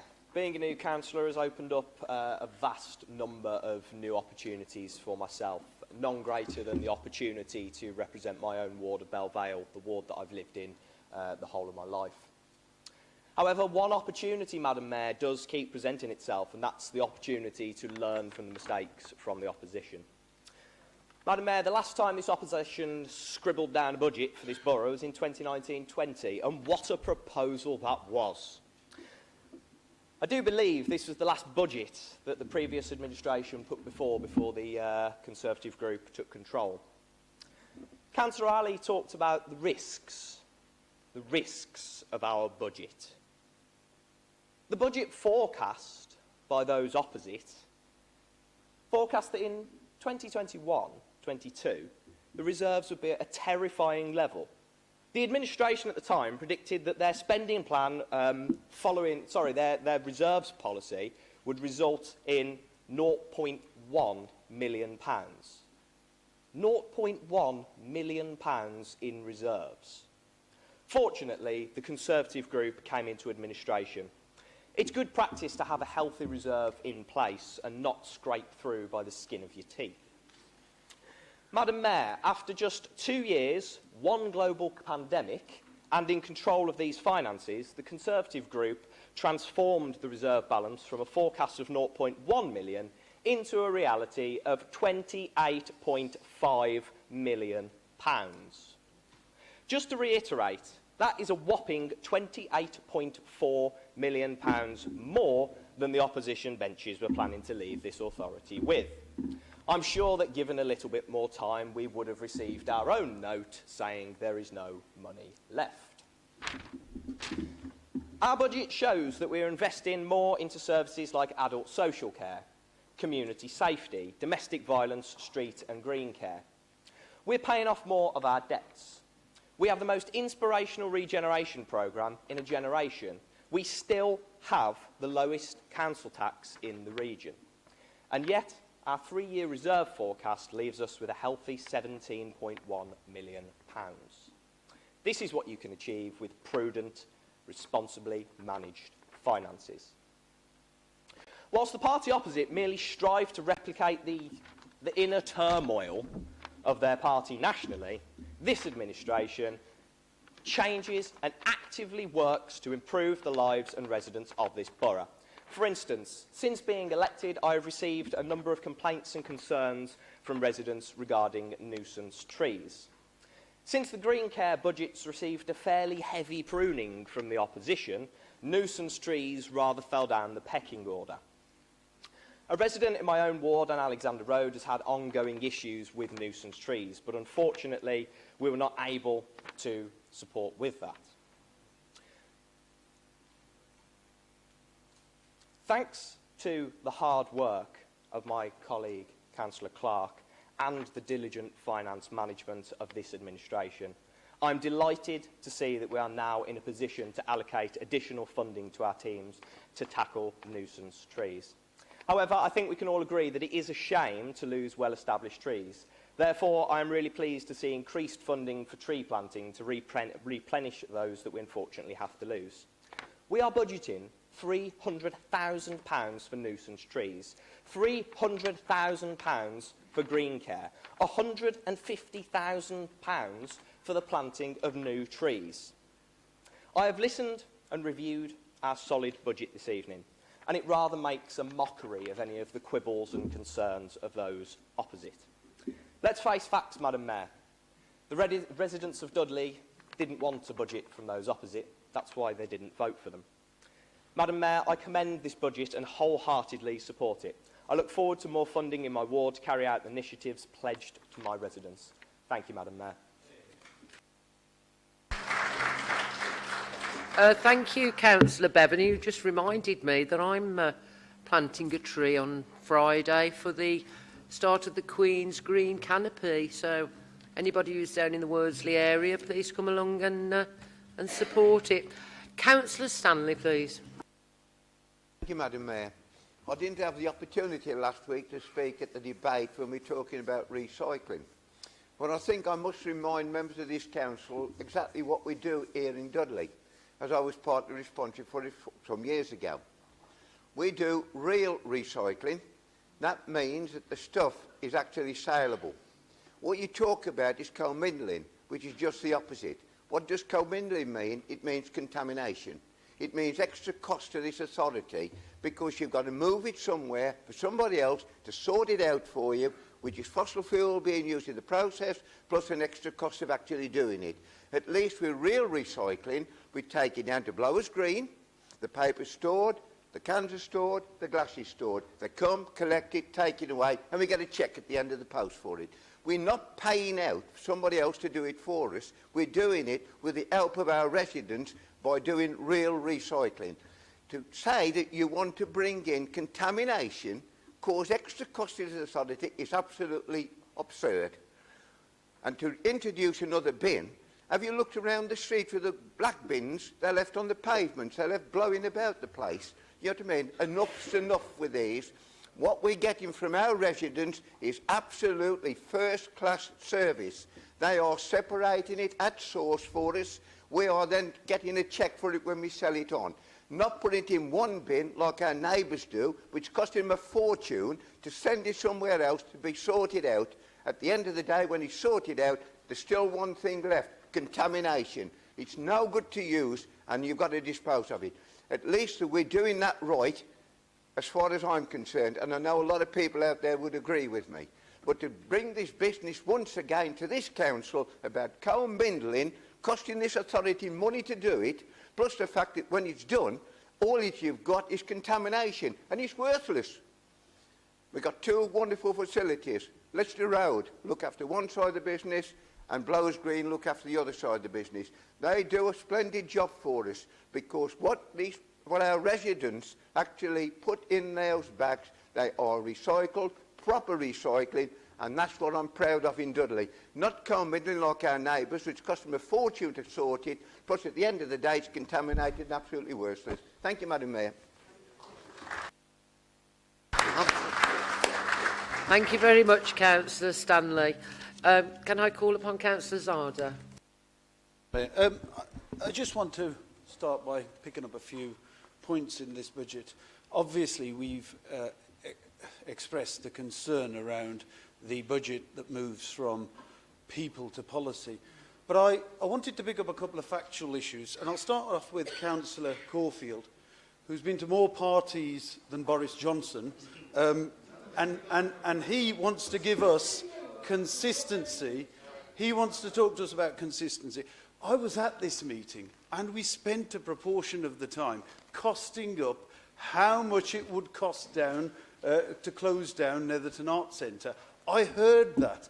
I have got emails from officers suggesting that they're going to close down Netherton Arts Centre.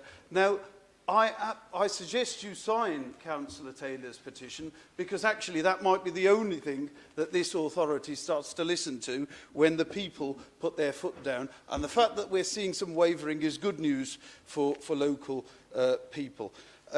Madam Mayor, what we have seen and what we will end up with is a move from £11.6 million worth of frontline investment to back office function. And Councillor Bevan there talks about us spending £1 million on consultancy fees.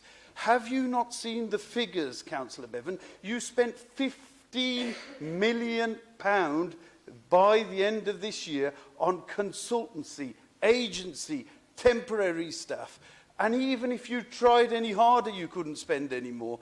And then we have Councillor Caulfield talking to us about that we're sceptical about procurement not being able to save any money. You're the sceptical one. We said save 0.5%, and you're so sceptical you haven't even voted that through, because you've got no confidence that you can save 0.5% by yourself. And then, Madam Mayor, Councillor Bevan Jr., who talks about this budget And I hope he doesn't teach maths, because there will be a significant issue, because he's forgotten how the funding of COVID changed for local authorities. And if you look at the budget, you will see that there is a significant proportion of costs associated to COVID budget. And this authority and the chief executive is working to make sure that that money goes through.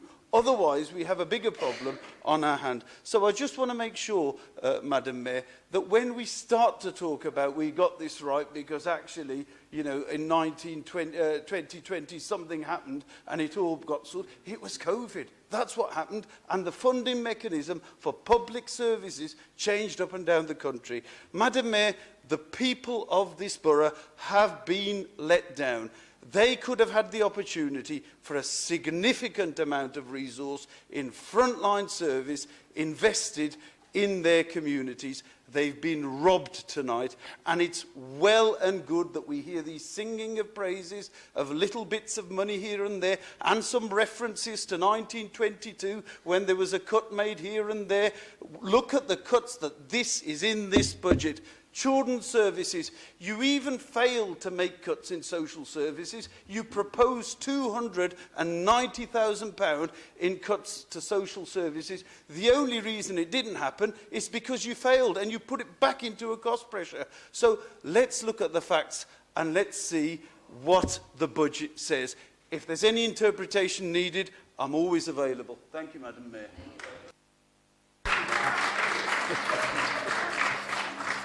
Thank you, Councillor Zarda. Sorry?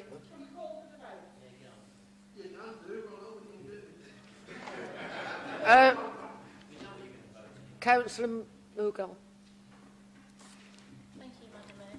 This budget the needs of the people of Dudley. Madam Mayor, year on year we hear from various charities that yearly price increases in energy puts households into fuel poverty.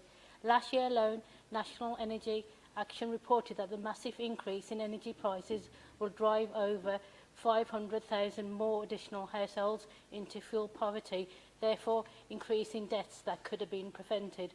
These unsustainable price hikes are forcing people to make difficult choices between putting food on the table or keeping warm.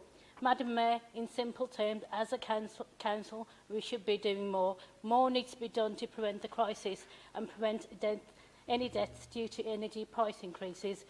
As we know, households that live on low incomes tend to live in the least efficient homes. NEA last reported an approximate 680,000 households are low-income families. The End Fuel Poverty Coalition estimates over 4 million people behind in household bills, so I do fear what the current surge in prices will do to families.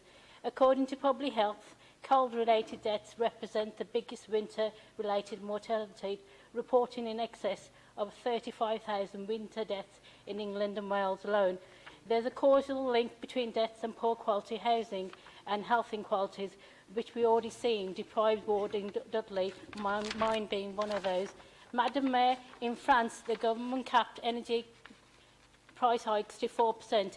In Spain, the government introduced a windfall tax on electricity generators and gas producers. In Germany, they slashed a new surcharge on bills, but the government is here the government is lending the people of Dudley to be paid back £200 in instalments. What a disgrace.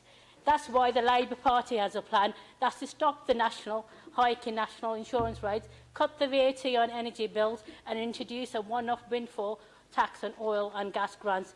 That will save at least £600 to people in Dudley on low incomes. Madam Mayor, all of us on this side of the chamber want to do more for the people in Dudley, but this town has been crippled by the government under the false pretext of austerity.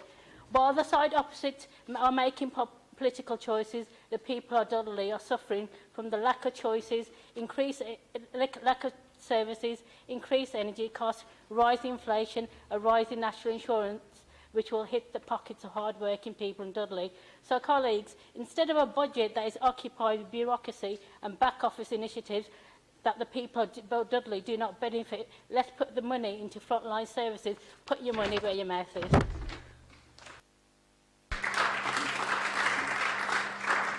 Thank you, Councillor Mughal. Councillor Ruth Buttery, please.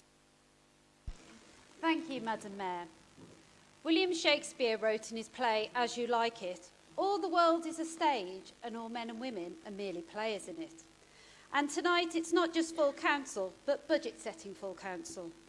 The council chamber is a stage for this evening's show, where we justify our budget and the opposition seek to make us out as the pantomime villains, those nasty, wicked Tories. But I think tonight the Tories will triumph and come out as heroes. Last week we had Councillor Crumpton regaling us with stories of how he looked after children's services. Well, let's look more closely at this record, shall we? In 2016, when Labour were in control, Ofsted found children's services to be inadequate. In 2019, when Labour had been in control, a special educational needs service was found by Ofsted to be significantly failing in 14 areas. Now, most councils will fail on 5 or 6 areas, but at 14, that made us one of the worst authorities in this country, not something to be particularly proud about. So why was Dudley's children's services in such a sorry state? Well, let's look back at the Labour budget of 2016, shall we? Where you will see columns heading spending pressures and cuts. Nowhere is there a column that says additional spending. And these year-on-year Labour cuts included, and I quote, educational psychology, £24,000, youth support, £330,000, Dudley Performing Arts, £170,000, and education services, £156,000, and early help, that vital preventative service, a cut of £2 million. The proposed savings, well, let's be honest, cuts, were 4.3 million in the first year, rising to 12.1 in subsequent years, and relentless cuts to frontline services. I wonder, who is the villain now? So let's look at what the Conservatives do. The column headed additional spending as we invest in our service with an extra £1.5 million, not just this year, but for the following 2 years. We are raising aspirations and opportunities in this borough, not just this year, but year on year on year, having our services, and yes, challenging where we need to, until this borough has the outstanding services that our children deserve. This means holiday activity funds, investing in our staff to keep the team stable, investing in our services such as for children with additional needs, and educare provision.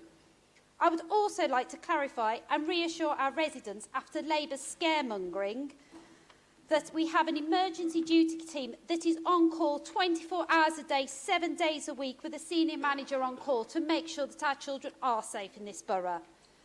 And so, as I play my part in this theatre, I would like to say I like this Conservative budget. I like it a lot. Thank you, Madam Mayor.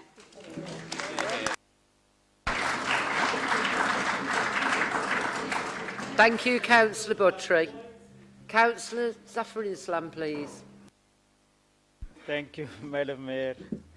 I don't know whether I can for long remain part of this pantomime. I think this pantomime has gone on for too long on both sides, but more particularly, we have a responsibility. Let me remind friends, how many times we have heard the phrase, we're very proud of the lowest council tax, but above all, how many times have we heard Dudley is the lowest spending council? Is that something to be proud of? Something to be proud of, that we are the lowest spending council? Well, throughout the West Midlands, yes, we are the lowest spending council. And the difference between the highest and the lowest spending council is roughly £650 per person. Why is that so? That is so because our base budget is the lowest. Right? And many years ago, in this chamber, we recognized that fact, and we said, all of us, that we will work for a fair deal for Dudley. And we agreed that a joint letter should be written to the central government via the Secretary of State at that time. We did write that letter, but we're still waiting for an answer.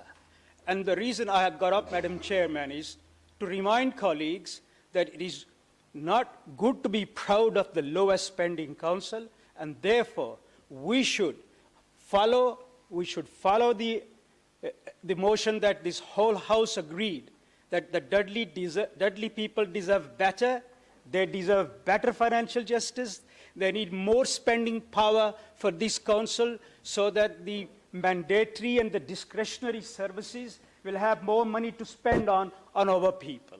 So please, may I urge that where we left 4 years ago, we pursue that, especially now that we have an opportunity because the government has promised that for 22, 23 and 24, they want to conduct a fair funding review. So, could I please, during the discussion on this budget, urge the both leaders to ensure that they work together and work also together with their financial spokespersons, that the Dudley deserves better, and under the promised financial fair funding review, they actually take steps so that we are not competing every time with lowest spending, but aspire to be the highest spending because we get more money from the central government. That is the issue at stake. This is why we feel very happy when we get a grant of £17 million this year, maybe nothing next year, and a bit more the following year. This is an uneven ride, and it is not fair to the council, it is not fair to the people of the borough. So I think we all should at least support this endeavour that Dudley deserves better, and that we should have a fair funding for Dudley. Thank you. Thank you, Councillor Islam. Councillor Simon Phipps, please. Thank you, Madam Mayor. Firstly, I would like to address some of the contributions that have been made tonight by members of the Labour Party. Firstly, we've heard repeatedly that this budget allegedly delivers cuts, and it doesn't deliver investment into frontline services. But pointing to page 9 of the report, yes, we can refer to the actual report when we do these sorts of things sometimes, you actually see that the proposed spending in Dudley Borough for the next year is £20.1 million, and the proposed savings are £1.9 million. Now, that does not paint a picture that we are cutting services like they did when they were in control of this authority just a few short years ago. So, also I want to talk about something that I did recently where I did admit that I actually needed to change my mind about something. And I think that's something that we should all do a little bit more often. And on that occasion, I think I was right to do so. So I would like to challenge every single member opposite to start to have a think about whether you should admit you're wrong on these things. Firstly, fortnightly bin collections and chargeable green waste, proposed by former councillor Hilary Bills a few years ago. Now, campaigning to save the largest brownfield site in the borough, right now, running a campaign to stop the largest brownfield site in the borough being developed. That is what one of your members is doing. Will you admit that that's wrong? I don't know. Next up, will they admit that they're wrong for allowing the CCTV network in the borough to wither and age to a point where at one particular occasion, not a single camera worked in this borough? Not one. How is that protecting people like you said that your budget amendment does? It doesn't in any way. Will you admit that you're wrong on that? Next up, a few years ago, we had a budget amendment, it was referred to earlier, and it was an amendment to try and deliver some savings out of procurement, right? Will you admit now that you were wrong to vote against that amendment, which you did, you voted against it, and then all of a sudden you're touting that you want to save some more money out of procurement in here? Is it any wonder why certain members over here actually crack a smile when they read utter tosh that is in here? It's absolutely ridiculous, and it takes people out there who are listening, who will look at this in the newspapers in the coming days, it takes them for fools, absolute fools. You are playing with this borough's finances by this amendment that we've defeated earlier on, and the things that you're talking about tonight. And actually, what we're doing over here is trying to actually get on with the job that we have been given by the majority of people in this borough. Right, so, next up, finally to point out actually on Labour whilst I'm thinking about it, because I can't get over this. This is the thing that caused me to crack a smile. Right, here we go. The Chief Executive be directed to enable the Council to offer additional services to the public and in doing so generate additional revenue with Regeneration and Enterprise Directorate with a target of 0.5 million per year. Where does it say what they're selling? What service are you going to offer? I mean, seriously.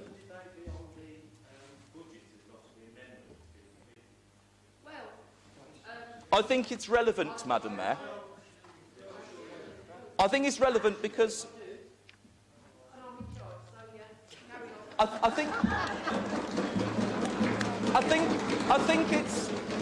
think it's relevant, Madam Mayor, because we are debating about what happens when you are left in charge of these finances. Now, that sounds to me like you're crowdfunding. You're not offering anything, but you're going to put something on GoFundMe to say, can you please give us some money? It's utterly ridiculous. Tonight, I could have spent time talking about the cycling time trials that not only will show this borough on an international stage, but it also means that in some of the areas of Sedgley, Gornal, Dudley Town Centre, they'll be getting their roads fixed because they need to have better roads for the bicycles. That's something that my colleague's going to be introducing. Millions pound more money to go into potholes. I could be talking about how we're going to conduct further repairs to Crystal Leisure Centre to safeguard that, something that Councillor Lowe wanted to close down and move to his own ward just a few years ago. I could be talking about the Red Ace glass cone. Millions of pounds being put into restoring that fabulous facility that we've got. The money that's going to be put towards the tourism in Dudley Borough. I could have talked about all these things in much greater detail, but I couldn't. I couldn't tonight, and I can't every year, because you put forward utter...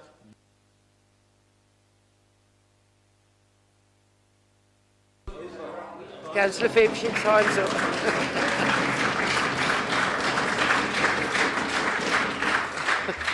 Thank you, Councillor Phipps. I'm glad to hear that that particular road in Gornal will be filled,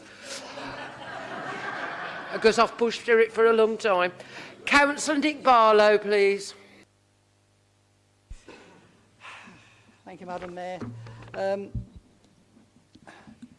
I don't usually get into the circus of politics, so I'll stick to the facts.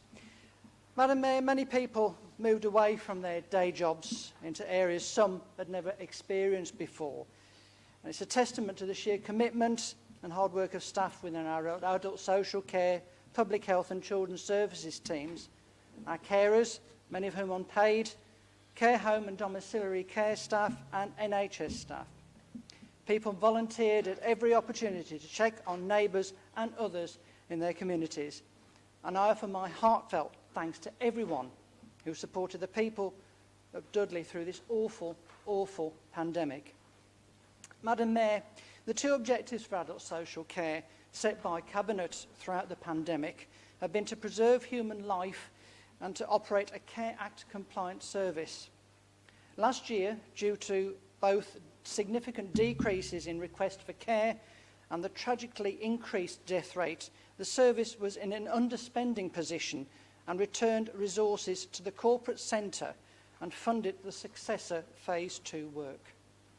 To meet our objectives this year, there has been a vast increase in demand for care, most notably for older people. Our teams operated on a 24/7 basis to meet significantly increased discharges from hospital, carer breakdown, requests for care and support in the community, and the impact of people physically and mentally deteriorating at home during lockdown. The leader, Director of Adult Social Care, and I met with the Chief Executive of Russell's Hall Hospital to hear firsthand how challenging the position was on the front line. This year, the Council has bought 75,000 additional home care hours per annum, 50% more reablement hours, 144 more residential placements, 36 more complex dementia placements, and 20 more nursing beds. If we had not spent this money, Russell's Hall Hospital would have been blocked and people would not have received life-saving health care and critical operations. The in-year cost pressure is circa £5 million, and the team have worked hard and used one-off COVID funding to reduce this to under £1 million, whilst also delivering circa £3 million recurrent savings for the medium-term financial strategy. Our political and moral priority is to support older people in the borough. And, as the leader mentioned, we are therefore putting record investment of over £10 million into adult social care to support our residents. We have decided to do this despite the tight fiscal position of this council. We are also not imposing further savings on adult social care. I thank the Director of Adult Social Care and his team for their commitment, hard work and ability to be innovative, which allows this Conservative administration to present such a positive budget. Our care providers, who responded so heroically over the last 2 years, now face significant national minimum wage and employer national insurance costs. This administration has therefore decided to award inflationary increases ranging from 3% to 5.4% to secure vital care capacity and ensure we are a competitive environment for care agencies to operate in. This will place the Council's rate in a competitive position compared to neighbouring boroughs. Once again, the funding offered by government does not meet the cost of the care we provide or the increased cost of that care as a direct consequence of government spending review decisions. Both sides of the political floor in this council have and will continue to make representations to government to this effect. It would be wrong for me, Madam Mayor, to propose further budget cuts at this point in time, as we'll only see this manifest itself in the form of greater cost pressures for long-term care. Finally, Madam Mayor, despite all the pressure, the service has met the objectives set of preserving life and running a Care Act compliant service, and in the process achieved both national acclaim and awards. I can assure this chamber that the Director and his team will continue to manage resources in the utmost caution. Thank you, Madam Mayor. Thank you, Councillor Barlow. Can I call upon Councillor Adam Davis, please? Thank you, Madam Mayor. In this budget, there are many frontline spending commitments that are worth. They benefit residents in my ward, they benefit residents in wards across the borough, and alone they're worth supporting this evening.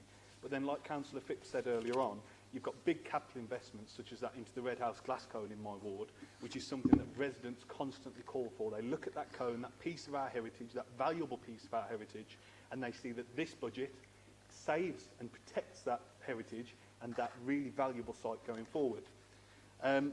I'm actually going to speak on a smaller element of the budget, which is prompted by the Labour amendment tonight, which is how they've got their attack on back office services.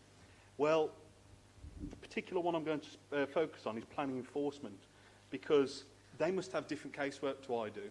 Because if they think planning enforcement isn't an issue, especially in a ward like mine, they really aren't looking closely enough.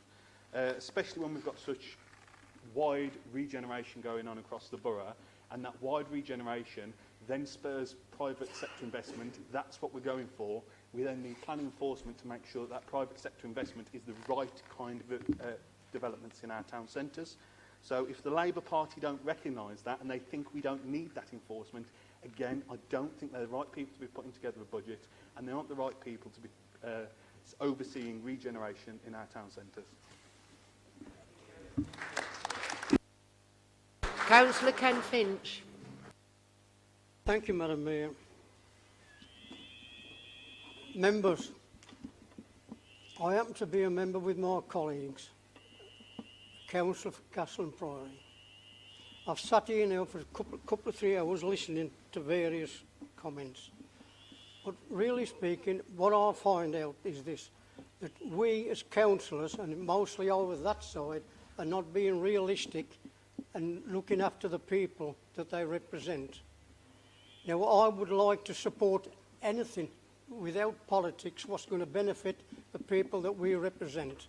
Now, there's nothing that I've heard tonight from the Conservative Party as regarding what will help mostly the people of Castle and Priory. Now, would this council tell me what's been invested in Castle and Priory, anything major which will benefit the people that we represent. Now,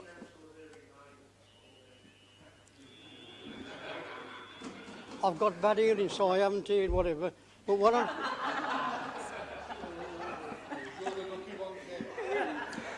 So basically, members, we're very fortunate that we do not just have things in paper, we go round the area listening over a good 12 months about what's the needs of the borough. And after listening to this budget, you know, I've just mentioned about what's been invested, and we as ward councillors are finding it very difficult under the Tory administration to get things done, i.e. cleaned up, repairs and things like that. Now, on top of that, you're saying to me that there's no cuts. Well, you know, I don't think I've read this, you know, really speaking, as regarding cuts. Now, they've got an increase of the rates and the council tax. Now, when you knock them doors on that, and I think I must keep emphasising, members, and it applies to everybody, please represent the people. Never mind so much what's going on nationally, that will look after itself. But if we're going to do a good job, and I'm quite sure that most councillors do a good job, is listen to the people that you represent. And I would like the Conservatives to take into consideration the ward that we represent, because at the moment it's not. Now, briefly, I'll go off a little bit. I would like to ask the lead councillor on social services how good and how much money is being invested into social services. But what I haven't read in this is on senior social service workers, how many in the Dudley North have left. And that I know that from a fact is true, and I'm undermanned. And if I'm leaving and I'm undermanned in social services, what's the reason? That's the thing I would be asking the Tory administration to look, because if without social care, and the ones what do the social care, they do a damn good job, but they're under stress. Thank you, Madam Mayor. Councillor Finch. Councillor Tim Crompton. Thank you. I think that was a murmur of praise, I think that was. Thank you, Madam Mayor. I'll do that time and the phrase, actually. I wasn't going to get up, because I wanted to get up on the amendment, and I was told by you, Madam Mayor, that debate had taken place. I didn't notice any debate that had taken place on the amendment, but still, that was the ruling you made. There was a one-sided discussion on this side, but now from that side until, obviously, the leader could take his part in it. It was mentioned by the lead member for Children's Services, Madam Mayor, that when I was Cabinet Member for Children's Services, post that period, actually, there was a poor result from Ofsted. It was just post that period. Yeah. What I wanted to point out to the council chamber is on the page which tells you how much we're actually spending on children's services, about £80 million, isn't it, this year? Yeah. When I was in the Cabinet Member for Children's Services all those years ago, right, it's a bit like a pantomime. It happened so many years ago, it's almost irrelevant, except the budget for children's services at that stage was just around £90 million. Right? It actually started off at that, and then it dropped down during that year, not because of what this council did, but because £6 million in grants was taken from that children's budget. And I've got to say at that time, whilst there was always the sort of discussion which had taken place within this council chamber, there was also a recognition that children's services has always been the poor partner in terms of the social services side of things. And that started when children's services was split and adult services was split.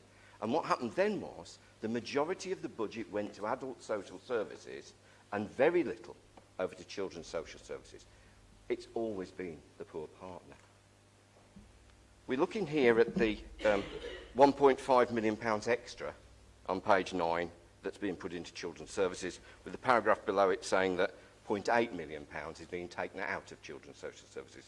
So children's social services, which according to the council's consultation in here, scored 4, and adult services scored 4.4 in terms of the public and everybody else that came to the consultations ideas. So it was pretty much the same, wasn't it? But adult social care is getting 10.4 million. Great. That's wonderful. We need it. But children's services is getting £0.7 million extra this year. We know, you know, Councillor Buttery, that our children in this borough have suffered just as much as any child throughout the whole country through this period. That our social workers have really suffered as well in trying to help them through this. Only today, I had yet another call from a woman worried to death about her child, who is very young and who desperately needs to go into a special needs school, but is in a mainstream school and is struggling really badly. It's not the first call I've had. It won't be the last call I've had. But we talk in this same paper, don't we, about the massive deficit that we face within special needs. Now, I went to a carers do a little while ago, and I stood up there and I apologised to them for the fact that as a council we have never ever fully pursued what we should do for our children with special needs and their carers. They fight very often for the moment they conceive, when they realise there's going to be a problem ahead of them. They fight then through the rest of their life, don't they, for their children. But our problem is that we continue to leave those children and the carers in that terrible position. So I think Councillor Zafar Ali said earlier, we need to fight for more money for this borough. We must recognise, we do recognise, that we do not have enough money in our budget to do the things that we desperately need for our residents. Forget the sort of theatre of this moment tonight. Put yourselves in the position of working together throughout the 72 councillors. Councillor Crumpton. Thank you. We've only got 2 speakers left and one of them is our side. So, sorry, on the Conservative side, because I am obviously definitely neutral. Councillor Kesey, please.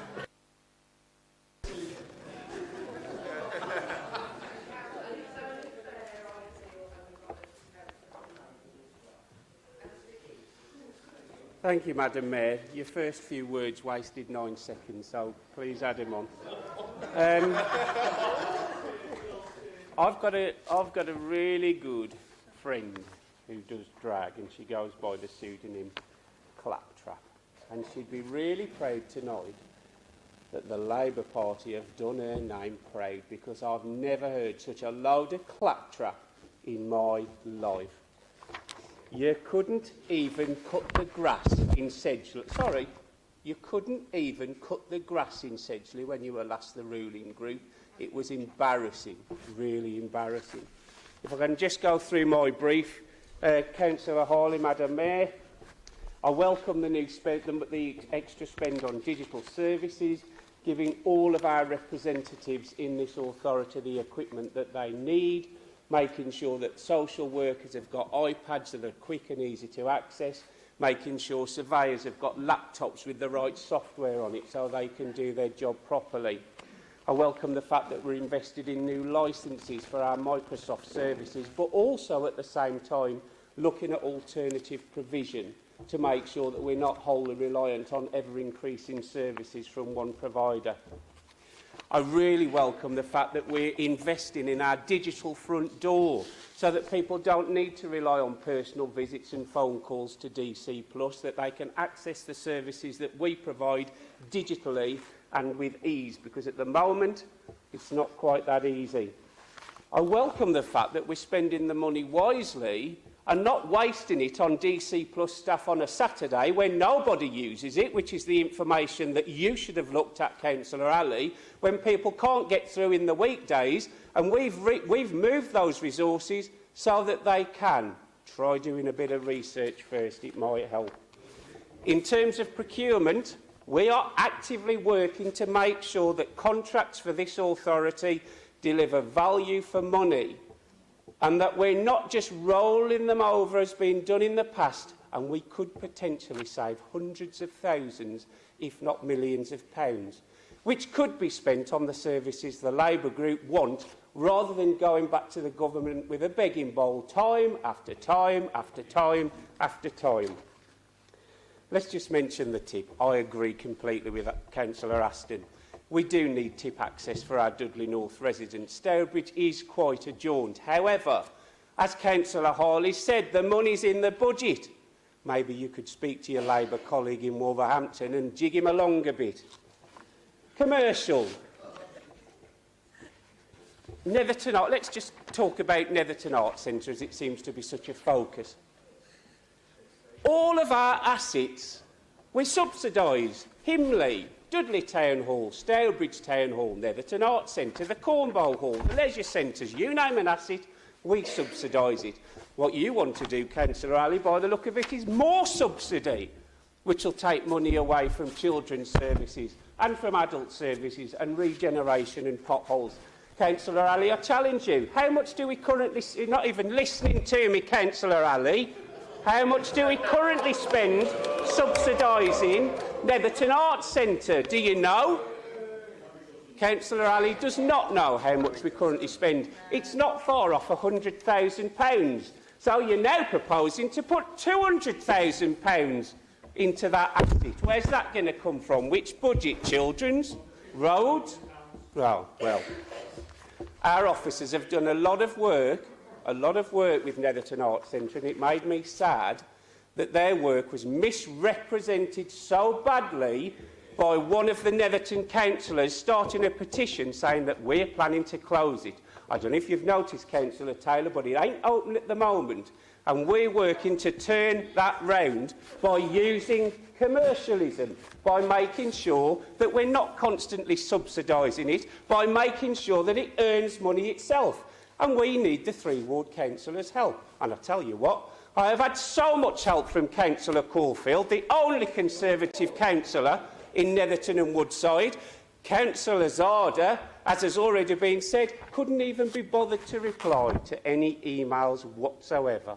I'm going to end, Councillor Harley and Madam Mayor, by saying that I support this budget. It's a forward-thinking budget where money is spent.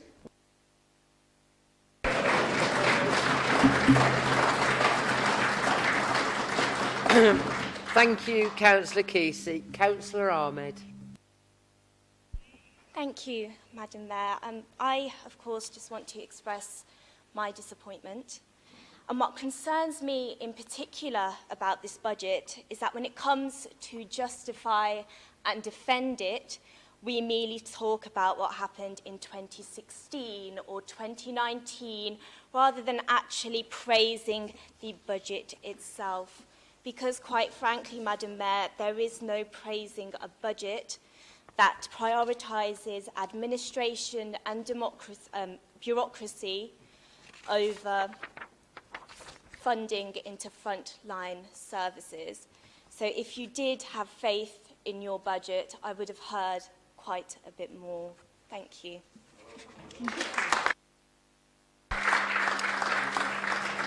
Thank you, Councillor Ahmed. I call on Councillor Patrick Harley. Original substantive motion.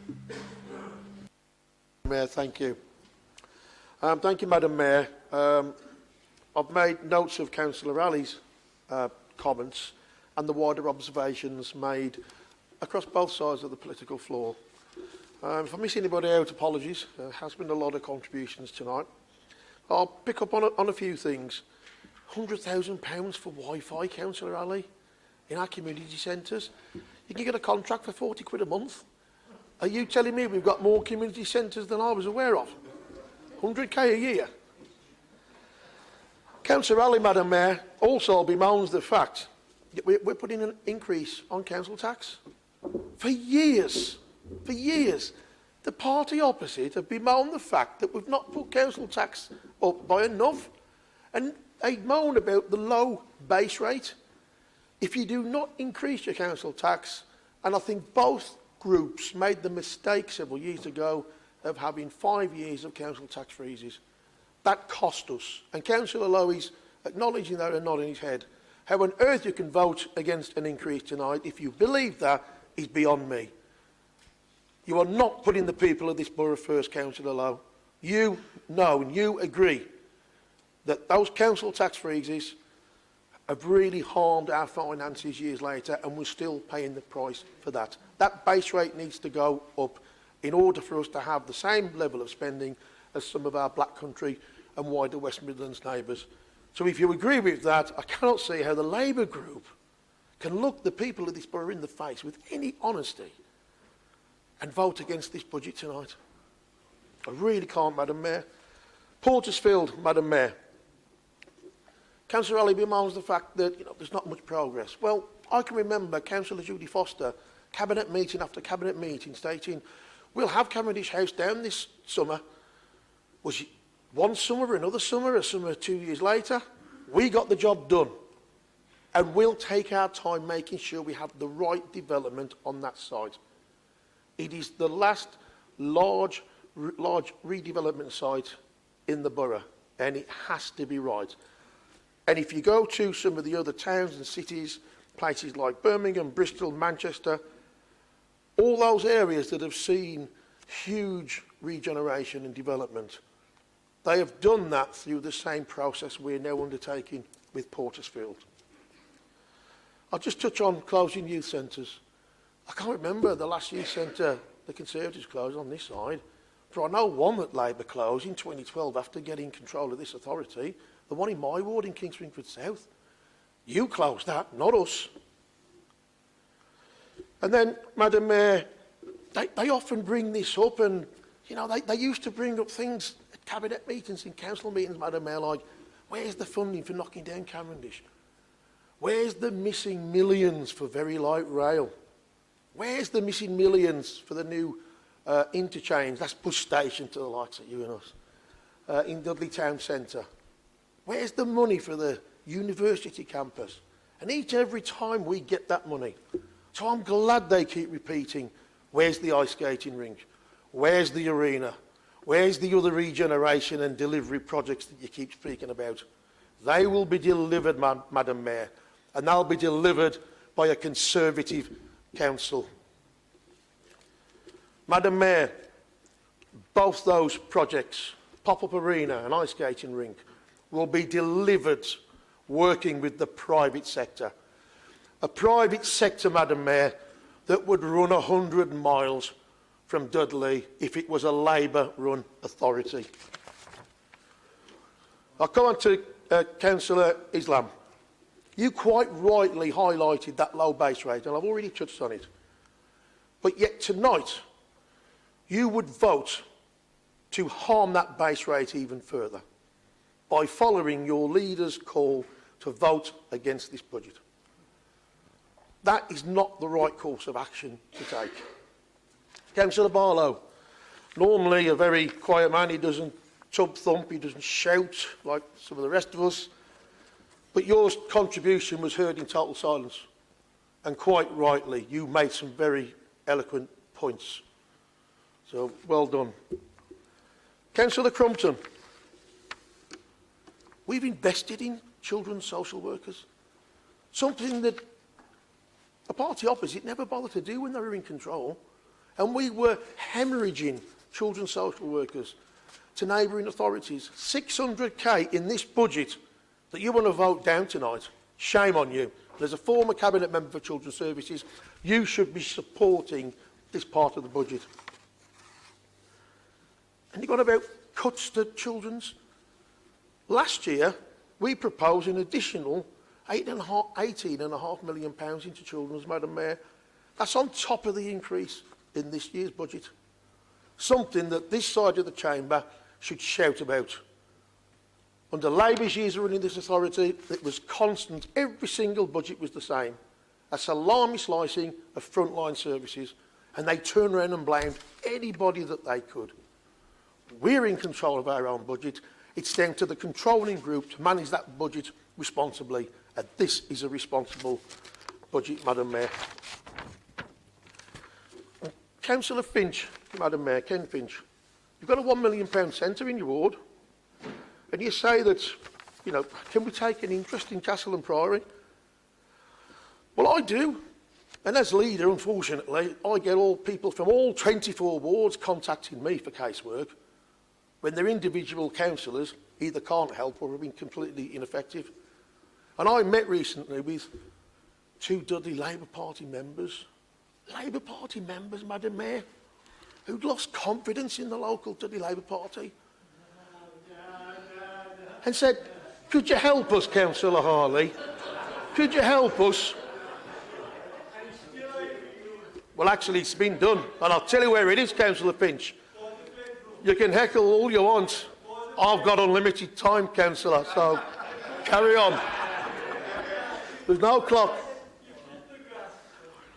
Madam Mayor, when you've got members of an opposition party contacting a Conservative leader of the council because his own ward members in his own party are so ineffective, that speaks volumes for the state of that opposition.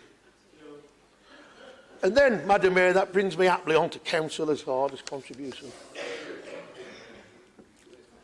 He claims that people will feel let down tonight. He's absolutely right.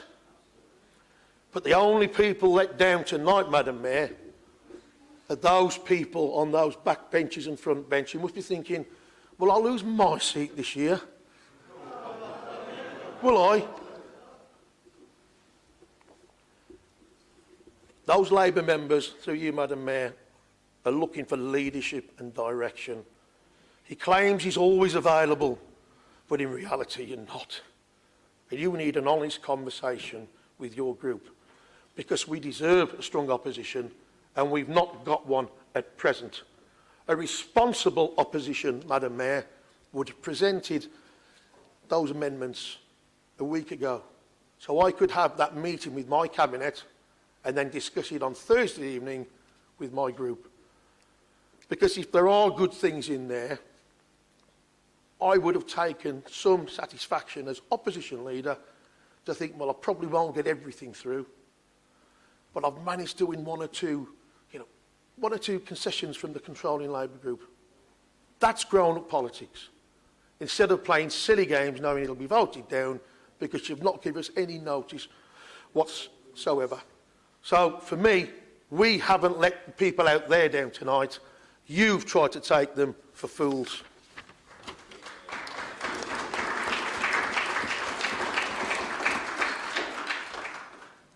I'd finally, Madam Mayor, like to provide a little further context about the topic that the Dudley public deem their highest priority, adult social care. Let's be clear about the £10 million plus rising to £12 million, what it will deliver. A £4 million plus package to support care providers across the borough to sustain vital and grow vital care services. A record investment in care for older people, a group who have been so impacted by the pandemic and now require both our care and financial support. An investment, Madam Mayor, to ready the Council for the White Paper and ensure our national award-winning adult social care service can continue to improve and deliver further success. And I'll say that line again so they get it, because they don't get it. A national award-winning adult social services care team. We've got it right on adult social care, far more right than the party opposite members and through you, Madam Mayor, who would have cut it to the bone. £43 million proposed to be taken out over a three-year period. We've not done that, and we've invested more, in fact a record amount of investment on that vital frontline service. So we'll take no lessons at all on adult social care from the party opposite. You decimated it when you were in control. Madam Mayor, There is a consistent logic and detailed thought that has gone into the budget build at all levels. As usual, the challenge is the balancing act of a range of competing priorities and ensuring the best usage of resources. We're constantly told by the party opposite that we don't care about the vulnerable, don't care about the impact of the pandemic and don't care about the borough. This budget challenges that assertion. It really challenges it. We're putting that money back in the front line, not just in adults, not just in children's, but also in regeneration and public realm. Departments that were slashed to the bone by the party opposite. We care about the vulnerable, Madam Mayor. We cared throughout the pandemic and we've invested in the borough to prove it. Thank you, Madam Mayor.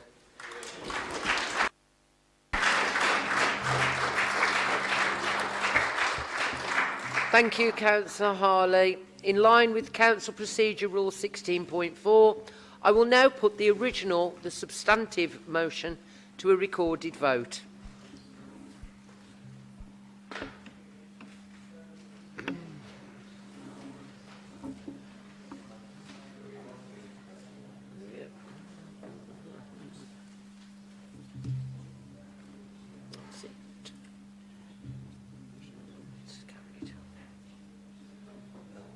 Yes, 42. Yep.